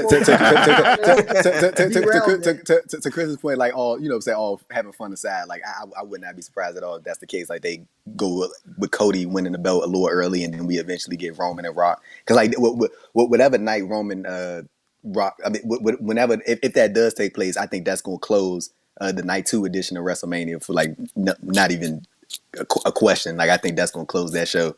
But like I'm thinking about like potential main events, like just throwing shit out there. Like, if again, I don't know if CM. Shout out to Going Wolf with the $10 super chat, man. He said Wendy's fun for the. He said Wendy's fun for the quote unquote lack of energy. Jade left TK on red too, Kris. Classic stream guy. Shout out to Gordon, man. Hey, we appreciate the $10. Appreciate that, brother. Appreciate that, yeah. Bro, I ain't gonna lie, I'm still stuck on that lack of energy comment. I don't know why that shit get on my nerves so much. Right. But you gonna be tweeting about it 3 days later, like TK. I'm out to tweet. Y'all gonna see me tweeting at 2 a.m. complaining about the shit.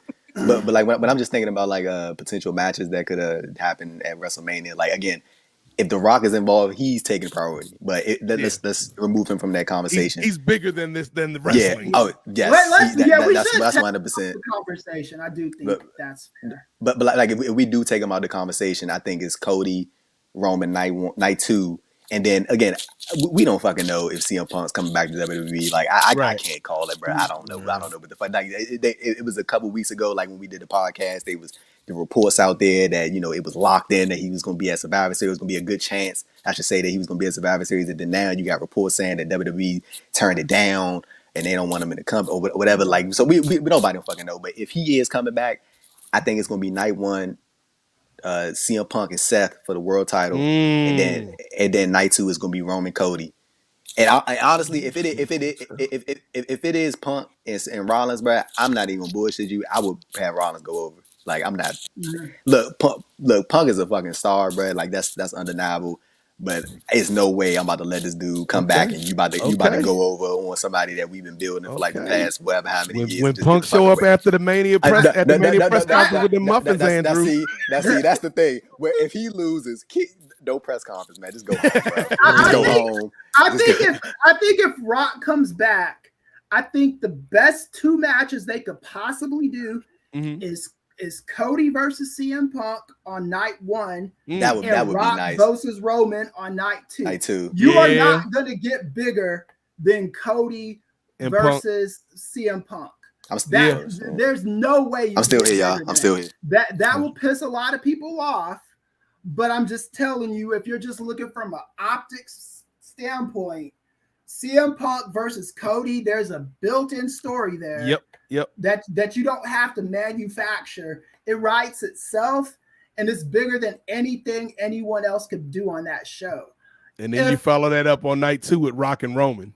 Right, yeah. And then you can make CM Punk lose. I don't, Yeah, CM Punk ain't beating Cody. Ain't beating Devontae. You can make him lose. It's just we back up, Ray. Yeah.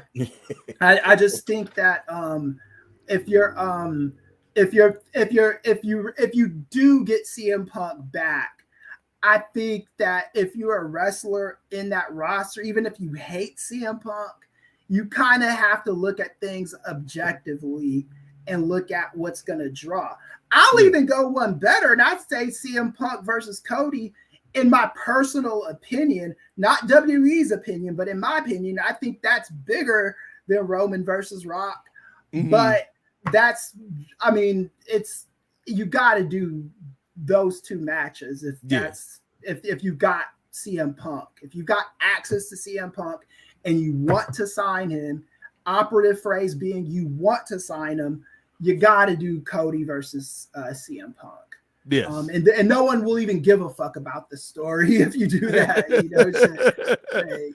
But yeah, I think we all are kind of excited.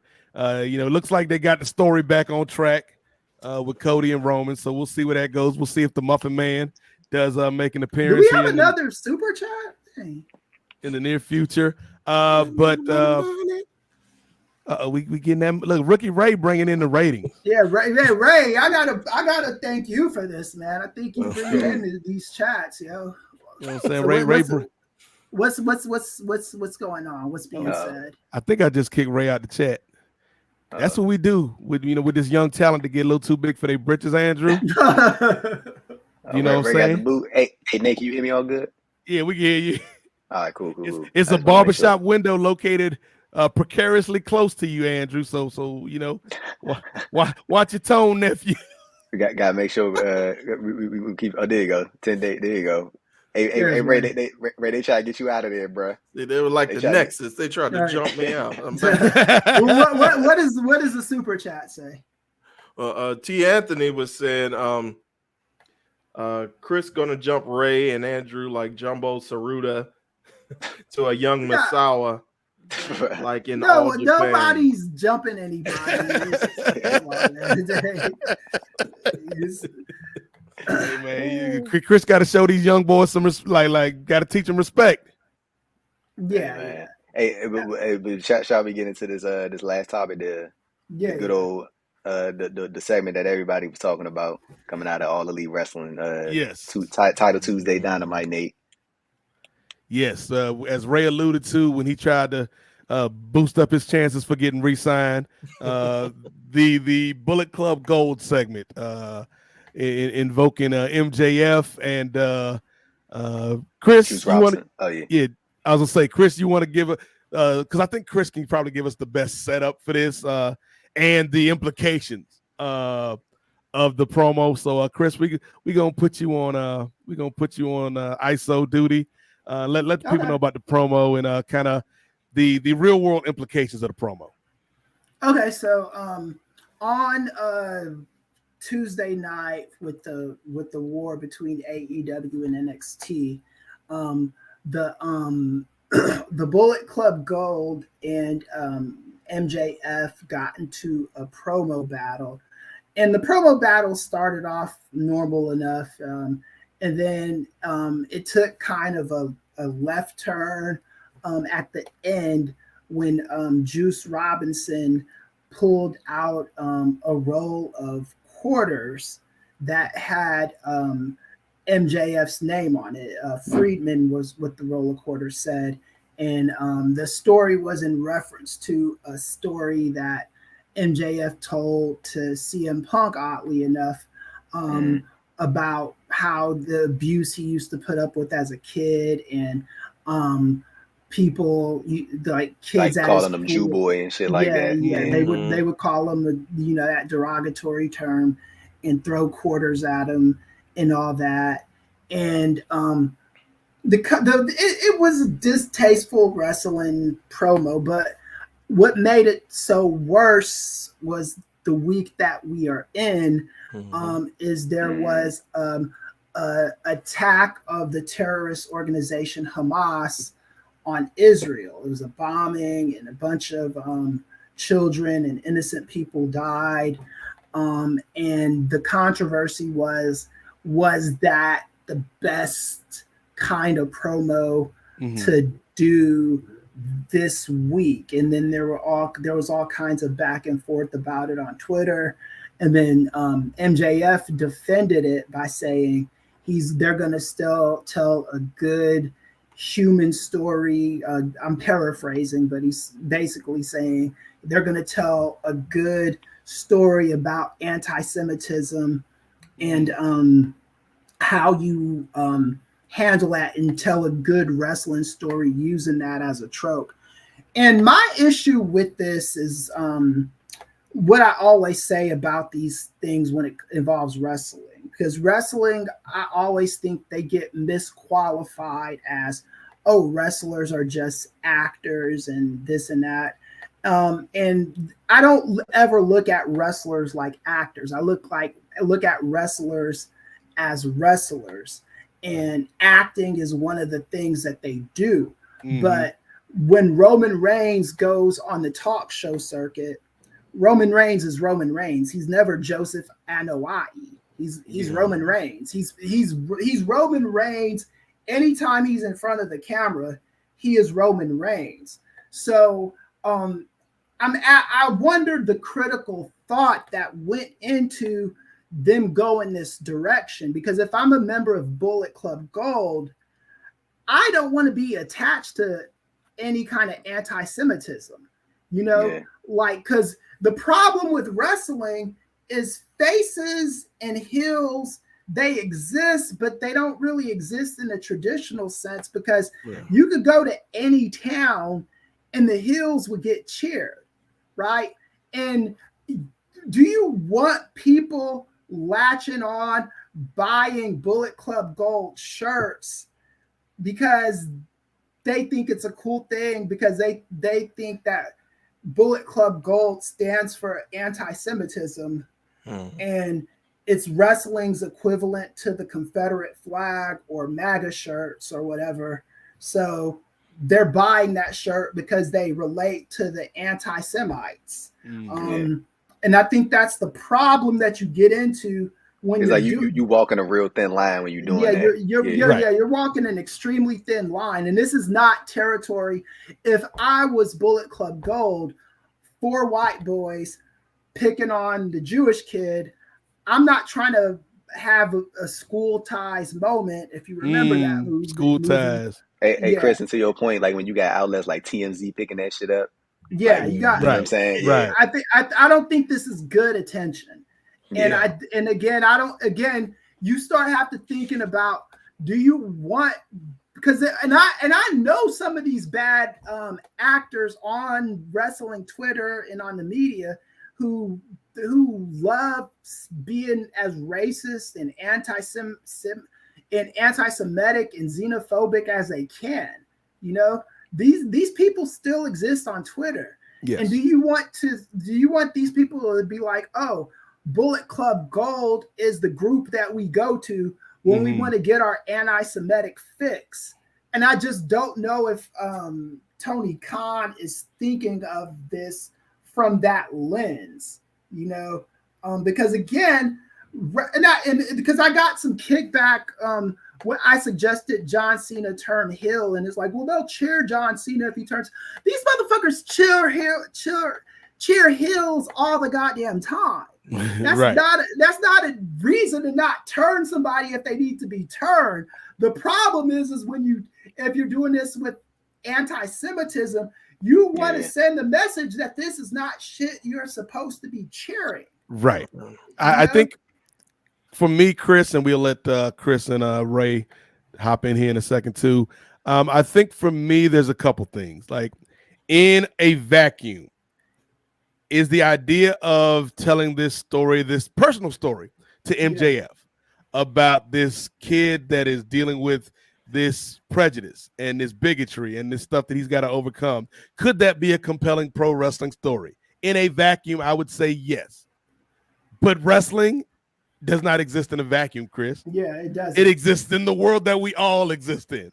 And so particularly when you talk about like this week, when you talk about kind of the strife going on over there, it just, people aren't in their right frame of mind to accept an angle like this. And I think the idea probably came from MJF. I think one of the people in the live chat said that.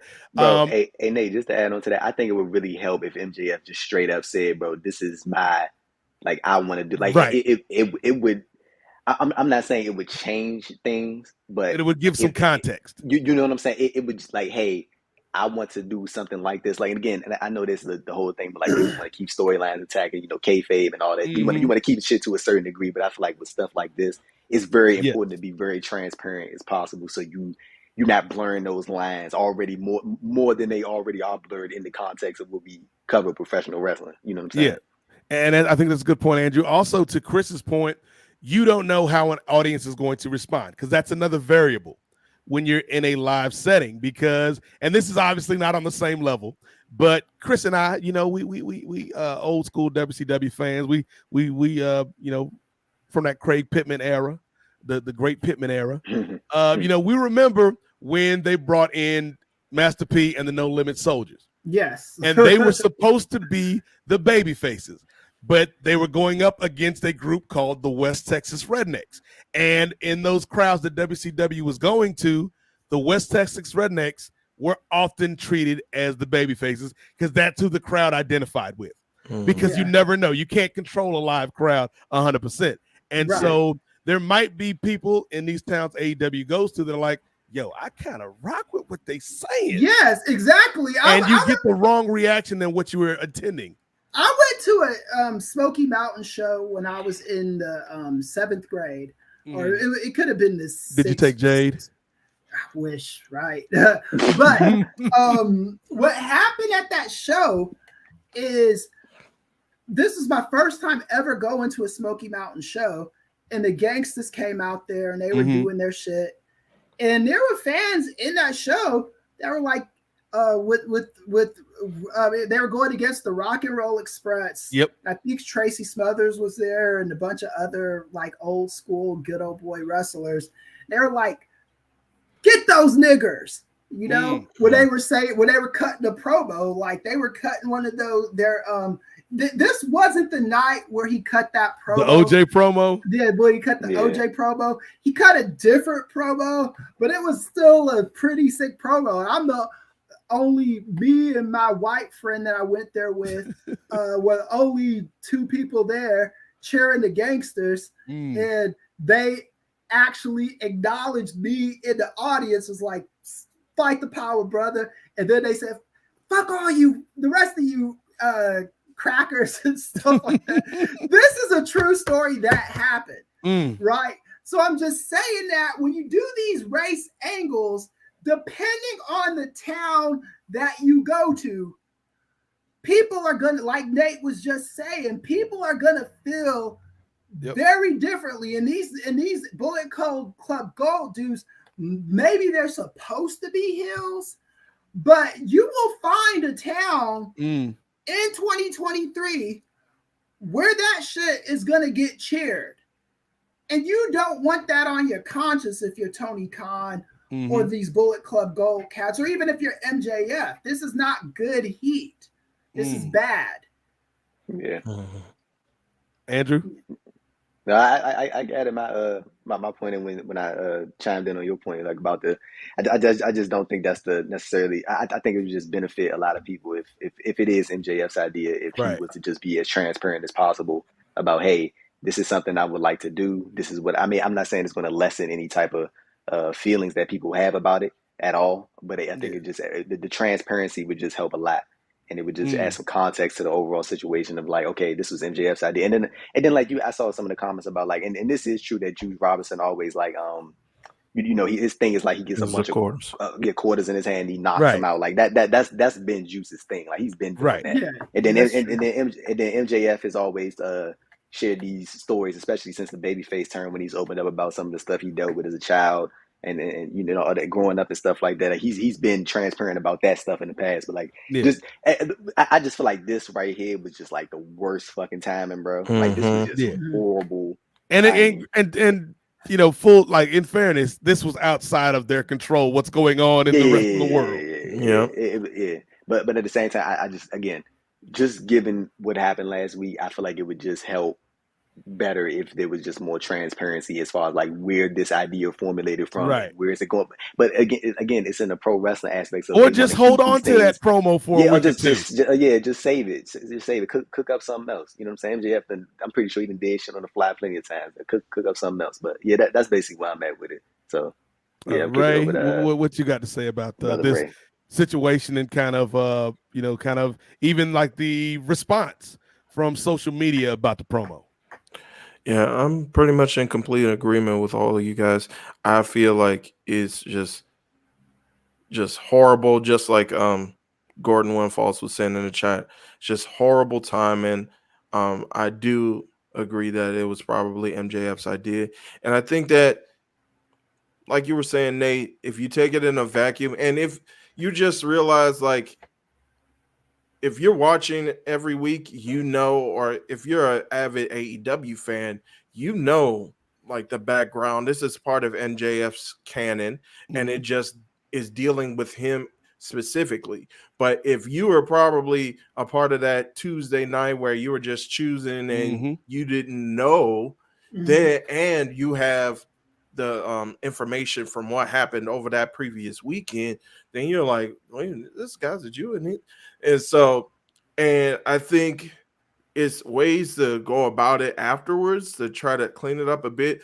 I don't know if you guys remember back when Zeb Coulter and he had For the People and how they were trying to the Real Americans. They were trying to make them look at, I think it was Fox They News be top was trying to baby make faces them, right now. Yeah. In some parts of the country. Fox News was trying to hype them up, but then I think like Jake Hager and Dutch Mantel, they came out with like their real names, and they're like, we do not support this. Like, yo, y'all taking this shit way too seriously. Like, so WWE. Bro, hold on, Sean Hannity. Hey, Ray, that just reminded me of, like, just to your point, like, you just put something to my head, bro. You remember when Riker had sent out that tweet about Trump in 2020 in the middle of the after George Floyd had got murdered? And I remember when Steve Cutler and Wesley Blake, they had came out and did interviews. They was like, we do not rock with that shit. Whatever he got going on, that ain't got nothing to do with that. That just kind of reminded me of that. But that's a good point. That's a good point.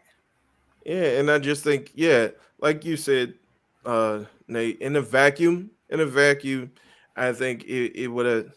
It's just like normal heel heat. You know, you're targeting your big babyface champion, and you're responding to something that Dave brought up in a promo before. And although they're not saying that actual, slur, is kind of harkening back to that particular word and linking that to anti-Semitism. And by the way, I don't know, maybe you guys might be on the same track as me, but Juice, is he half, or is he part of the culture? Or I thought he was part of the culture.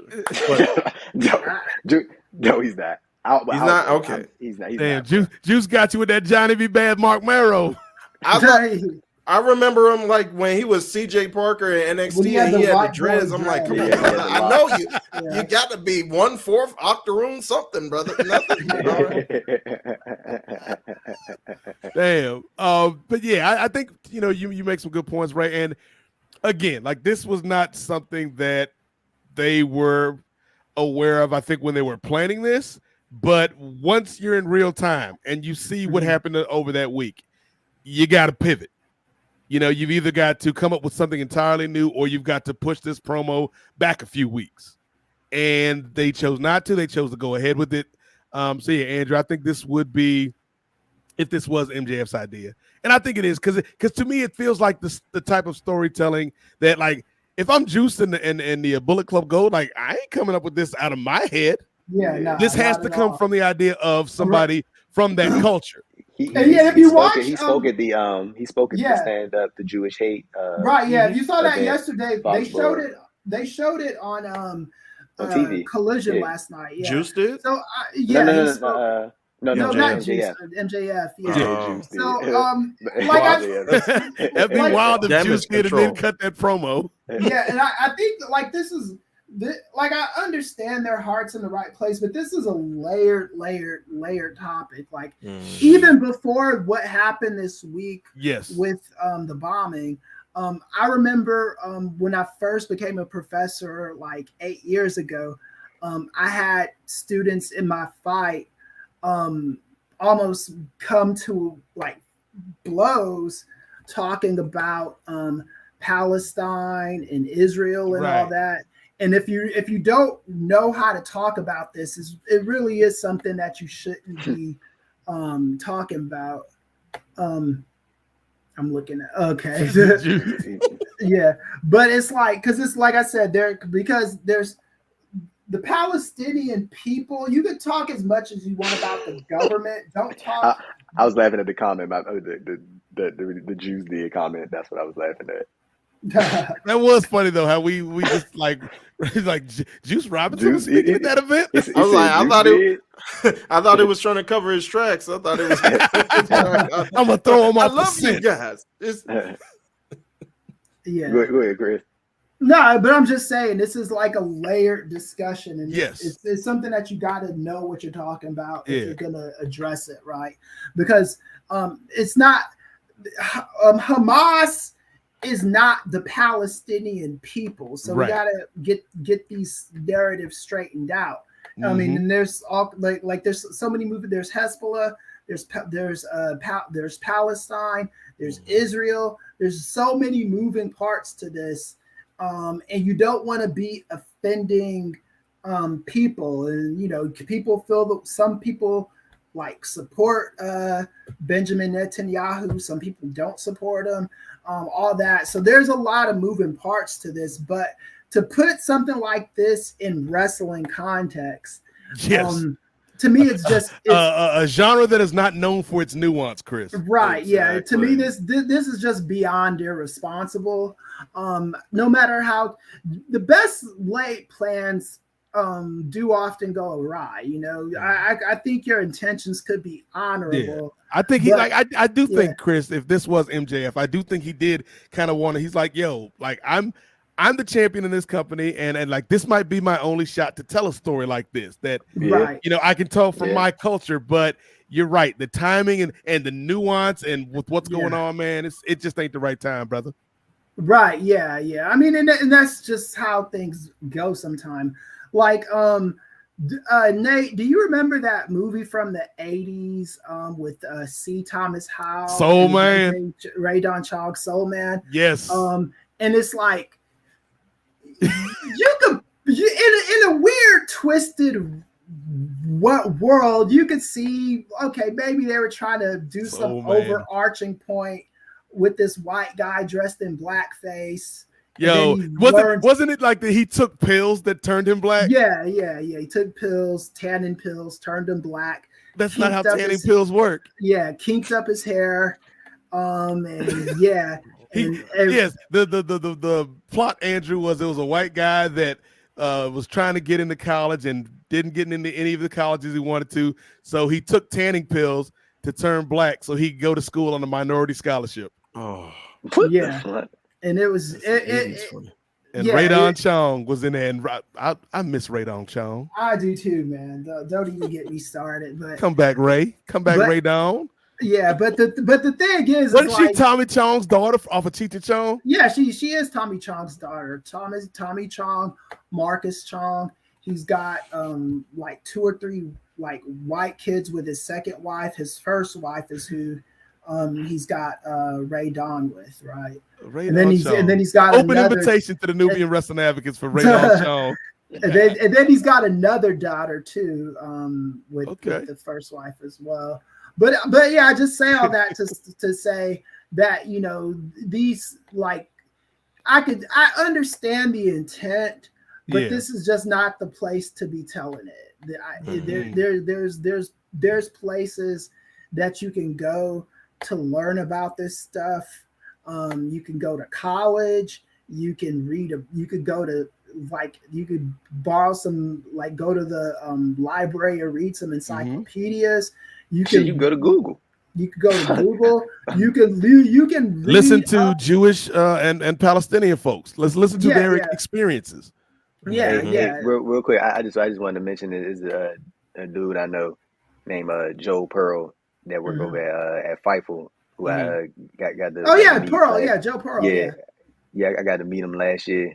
We got to kick it at Jeremy Lambert's wedding, and he spoke about the MJF Juice Robinson situation at length on a podcast that he does. So like, if you got a chance to go check, I would highly go recommend go listen to him and what he had to say on that situation. Like that was it was because I wasn't as like informed about it. So like I mean obviously I knew like the basic information, but like he broke it down and like gave it like a lot of good insight. So that was like that was a very informative conversation. So like I definitely think in these type of situations you need to very much listen to people that have, you know what I'm saying, that have you gotta have like a direct tie to it, but you want to have people who are very, very well informed in these things and can have experiences that relate because they have a different perspective to offer. You know what I'm saying? Right.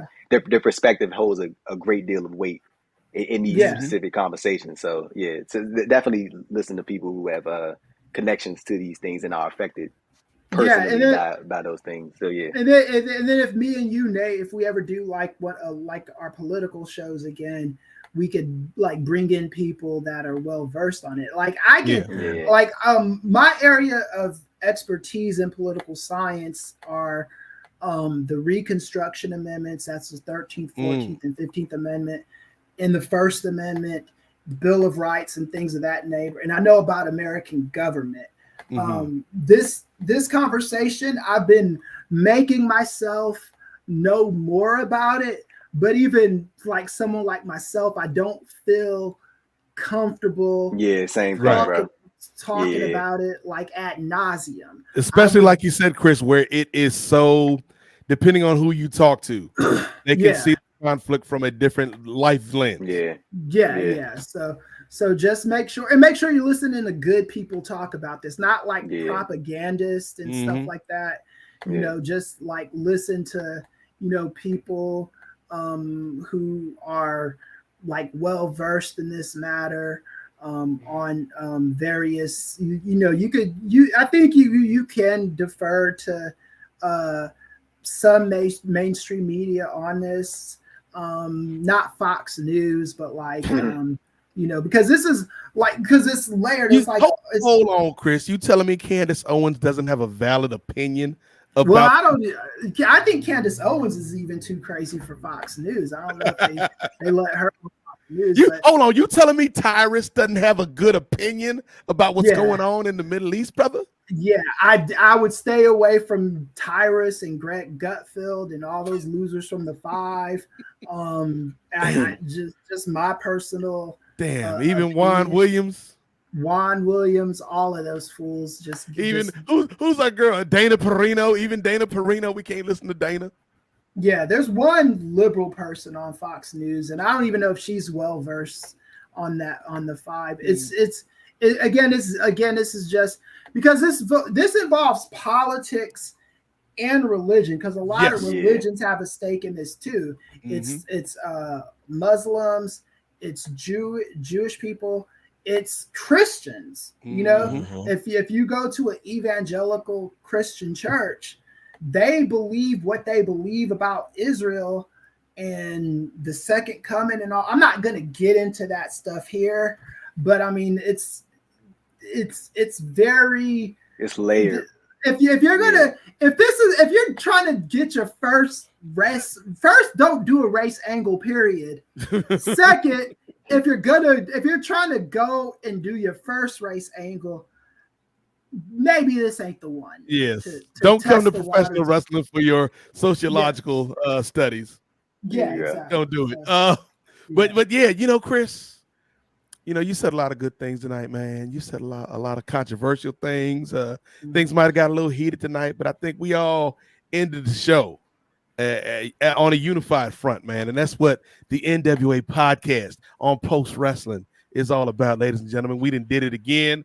Another 3-hour banger, another classic. Kept the energy through the whole show, ladies and gentlemen. We appreciate everybody who is watching us still at like 11:30 on a Sunday night. But we're going to start to wrap things up, and we're going to go around the horn and give everybody a chance to throw out some plugs or any final thoughts. And we will start with the man that is on day 9, hour 23 of his 10-day contract, Ray Williams. Ray, what you got for the people? Well, you can find me on X and Instagram at MondoDondo1. Trying to put up some more content, trying to be more active on there.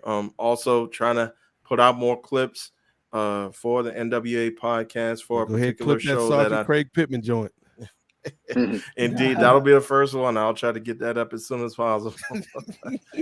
But yeah, just follow me on there and trying to put up content, more wrestling and combat sports based content. And I'm glad we could come back together on one accord despite our WrestleMania takes.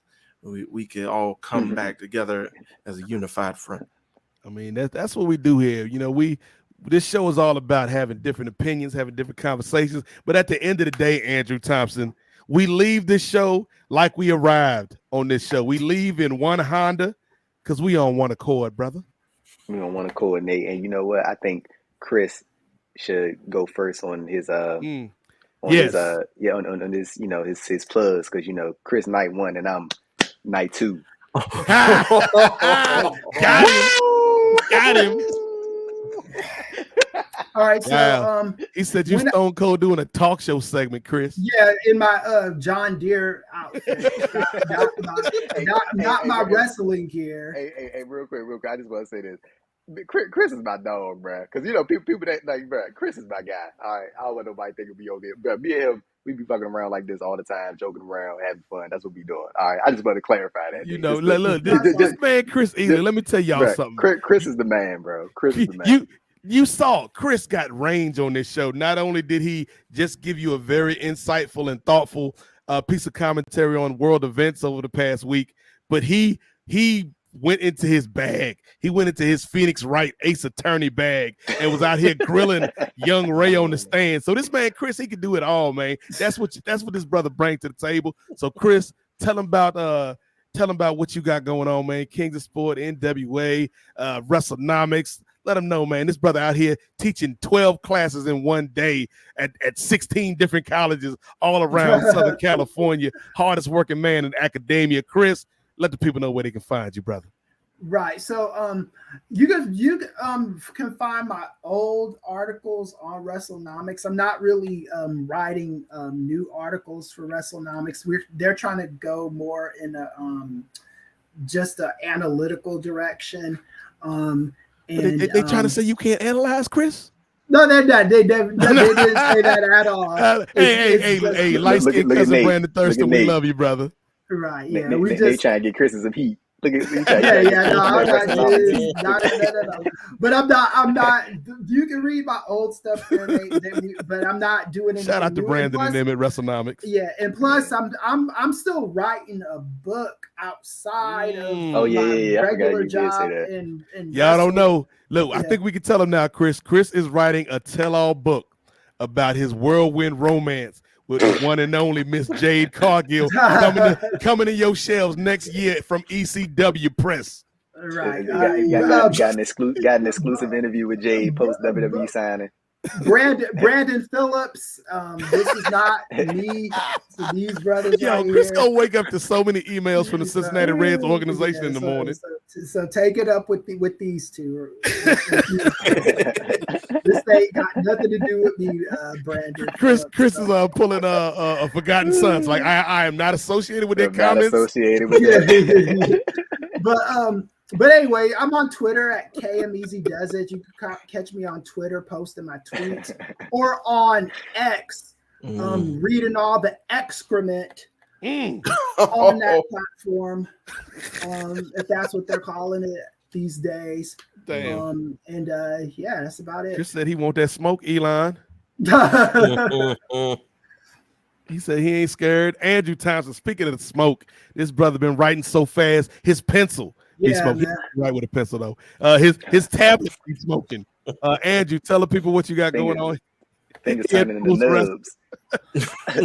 Look, y'all remember Denzel and Mo Better Blues when Denzel would practice the trumpet every night? That's how Andrew be practicing the keyboard every night before he go to bed. Yeah, I actually saw that movie. That's hilarious. You say that. That's a classic. That is a classic. Shout out to my grandmother, man. She got all the classy DVDs. She got this big ass stand in the basement. She got it from Netflix back when they sold DVDs. She got so many movies, like classic movies that I saw when I was a kid, bro. It's crazy. But yeah, they follow me on Twitter at AD Thompson. Uncle Fever. Oh, X AD Thompson _ on X and on Instagram. Check out the Andrew Thompson interviews YouTube channel, and of course you can check out all my written work over at postwrestling.com. Gonna be I think it's gonna be a busy next couple of weeks, man. We got 6 weeks of CM Punk saga left, so until Survivor Series. So they either gonna show him up or he ain't gonna show up. So we gonna see. I'm getting to that point where I'm kind of over it at this point. I'm just ready. I'm just ready for it to happen. But yeah, we're doing a lot of great work at Post Wrestling. Everybody doing great work, man. And yeah, it just goes to support the Kings of Sports, support Post Wrestling, and let's keep this thing moving, man. And then we're gonna see y'all was our next show before or after Survivor Series? I don't know. Because I know we gonna check, but I think it's before Survivor Series. But either way, we're gonna be back November 2023. Jesus Christ, November 2023, not 24. But yeah, there we go. We're gonna see y'all next month. Yes. That's all I got. Yes. And shout out to Ray for coming on the show. Rookie Ray out here trying to make some moves. Ray ain't 10-day Ray no more. Let me tell you what, Ray must have been watching season 2 of Winning Time, because he tried to get up here like Kris was Kareem and he was Magic. He tried to take the team over this month. Ray, we got Ray on that vet minimum. That Carmelo Anthony contract. So does that make Andrew Norm Nixon in this scenario?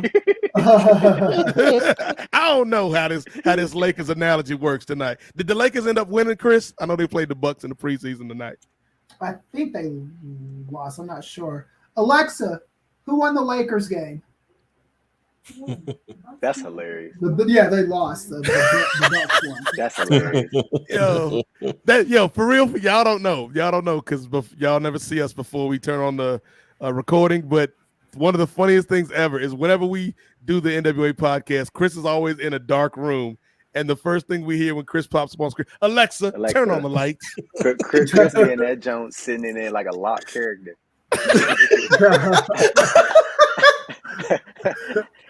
Hey, but so this actually works because our next date is November 19th, and that shit is like the week before Survivor Series. Right. So like that's gonna be and that. Oh, so this is great, bro. We are the week before the Survivor Series, the day after Full Gear. Oh snap! Okay, so we get the Full Gear recap, and then we get the Survivor Series preview. Okay. Look at that. Hey, y'all getting the loaded episode next month. Yeah, we might have to have a guest on for that one because that's gonna be a big weekend. Yeah, or we could just bring back Ray. I mean, Ray was acting kind of funny this week. I don't know. I'm telling you, Carlito was driving. Carlito, Ray, I appreciate you rocking with me, Brody. That's how the youth movement. The youth movement, Ray. The youth movement. Hey, Kris, you see this, Kris? They trying to kick us out like they kicked Adam Copeland out the Judgment Day. Hey, Ray, put up the finger, bro. This gonna be our jump right here. That's our signal, Ray. That's our signal. The youth movement. Hey, next episode, me and Ray gonna be on the top screen, and Nate and Kris gonna be on the bottom screen. Damn. And I'm gonna have Nate microphone. And I'm gonna do the whole intro and the outro, and then they look. That don't even look right, ladies and gentlemen. That don't even look right. It don't though. That's the funny thing. It really don't.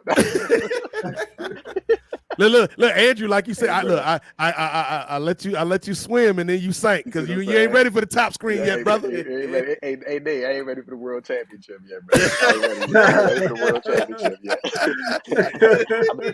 Hey man, I'm U.S. title, Intercontinental title, TNT. Hey, my man Ray got the international. Hey, you the North American champion. You continue that long lineage of great black North American champion. Hey man. Hey, hold on, real quick on that. But I had saw like a conversation. I hope I'm not remembering it wrong, but like I saw people was kind of getting like I guess upset at that became like the championship that like only you know what I'm saying, and it keeps certain, like I guess black wrestlers to that certain level, right? I guess. Mm-hmm. But I mean the only reason I'm talking about as far as the point, it's nothing wrong with like thinking that, but like the only thing is like I think black people, I think we made it that championship, like, as we kept calling it like the championship that all the black wrestlers hold. Right. Like we was like christening that shit. It's like Ooh, greatness. so maybe when Cody goes to NXT, that's the title he wins. All right, see, this is where we wrap the conversation. This is where we Devontae, your next NXT North American champion. Chris, Hey, Cody, what do you think about finishing the story in NXT, bro? The North American Nightmare.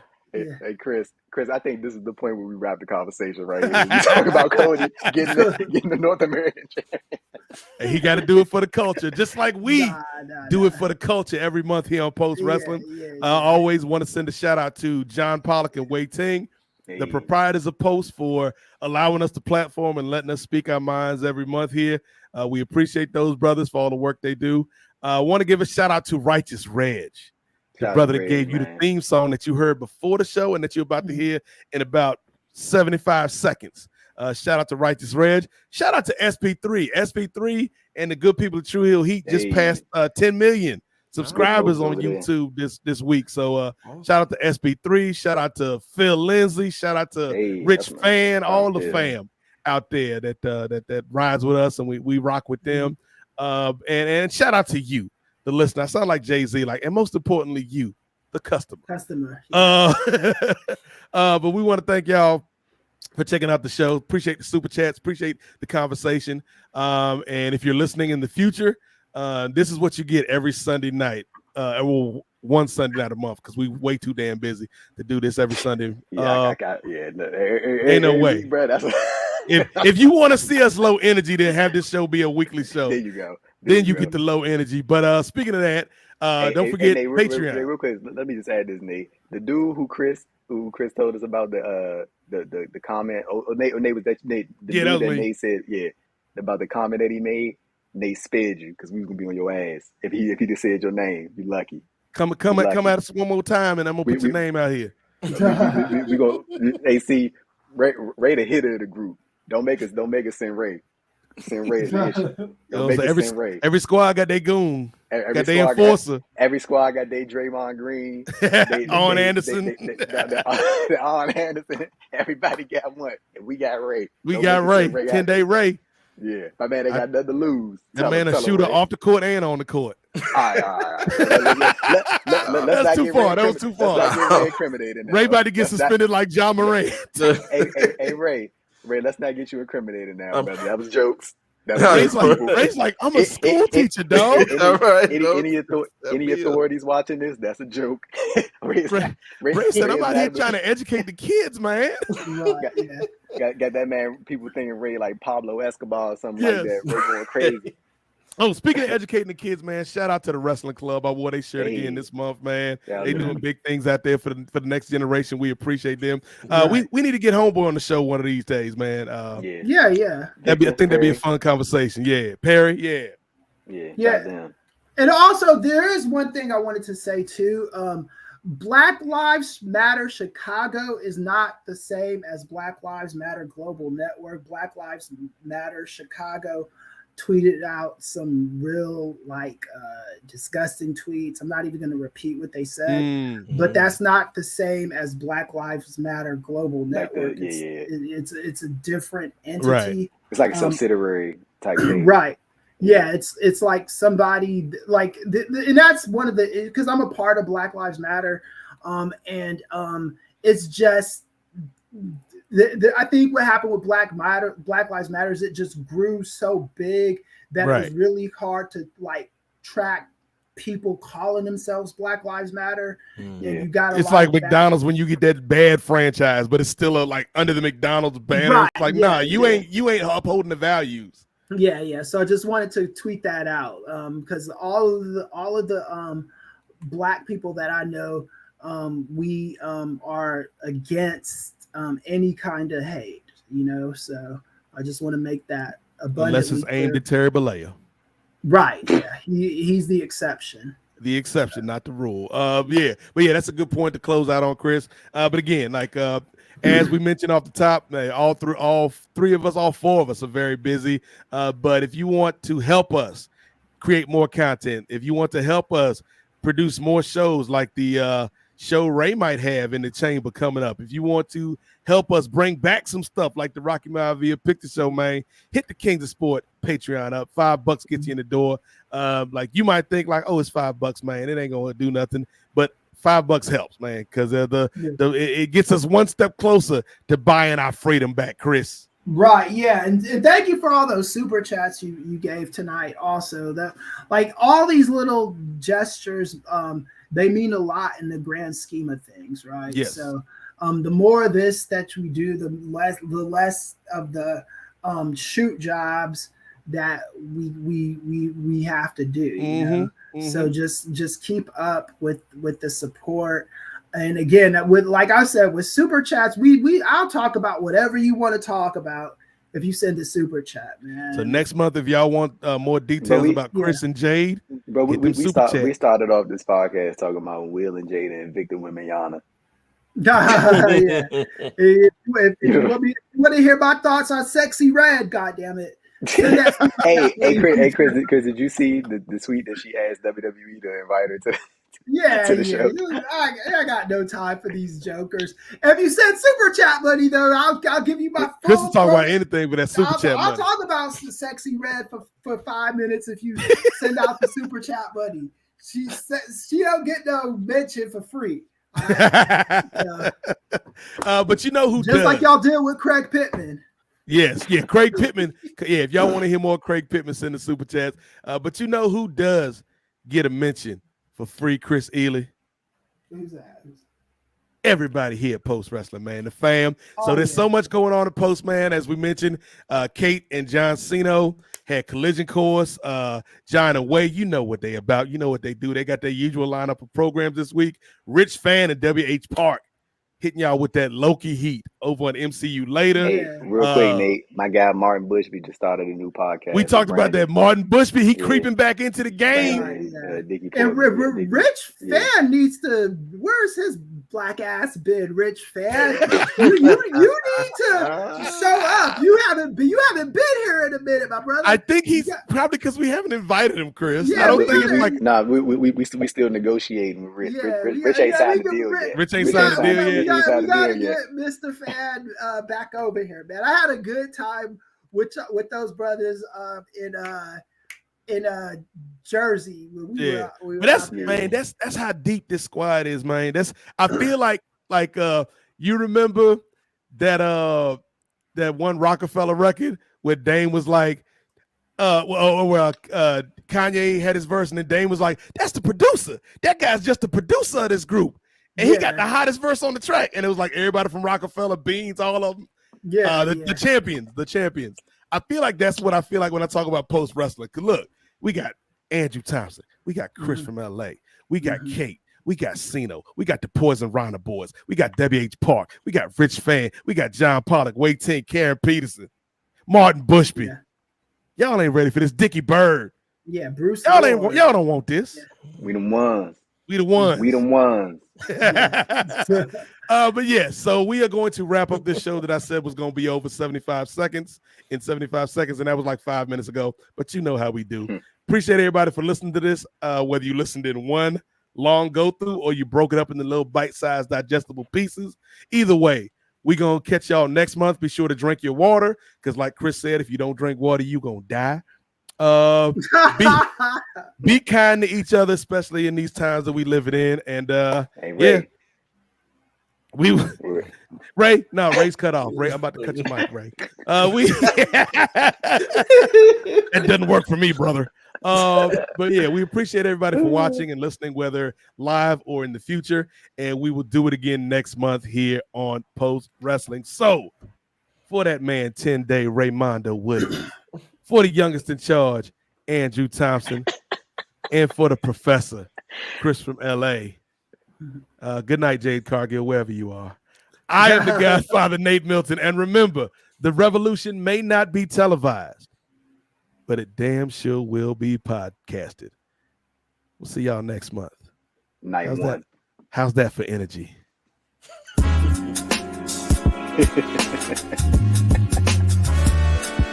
Yo, it's Righteous Reg. It's a case for the safe, keep a space for the Nubians. Unfiltered, off kilter, the professor, the godfather. Post wrestling, the NWA, not keep guessing, The views and expressions, you know the rest, it's pod excellence, get the message. Advocates for Nubian wrestling, you're listening to the best again. Black wrestling in the ring we invested in. Nubian kings and queens we invested in. It's for the culture and we reppin' it. It's for the culture and we reppin' it.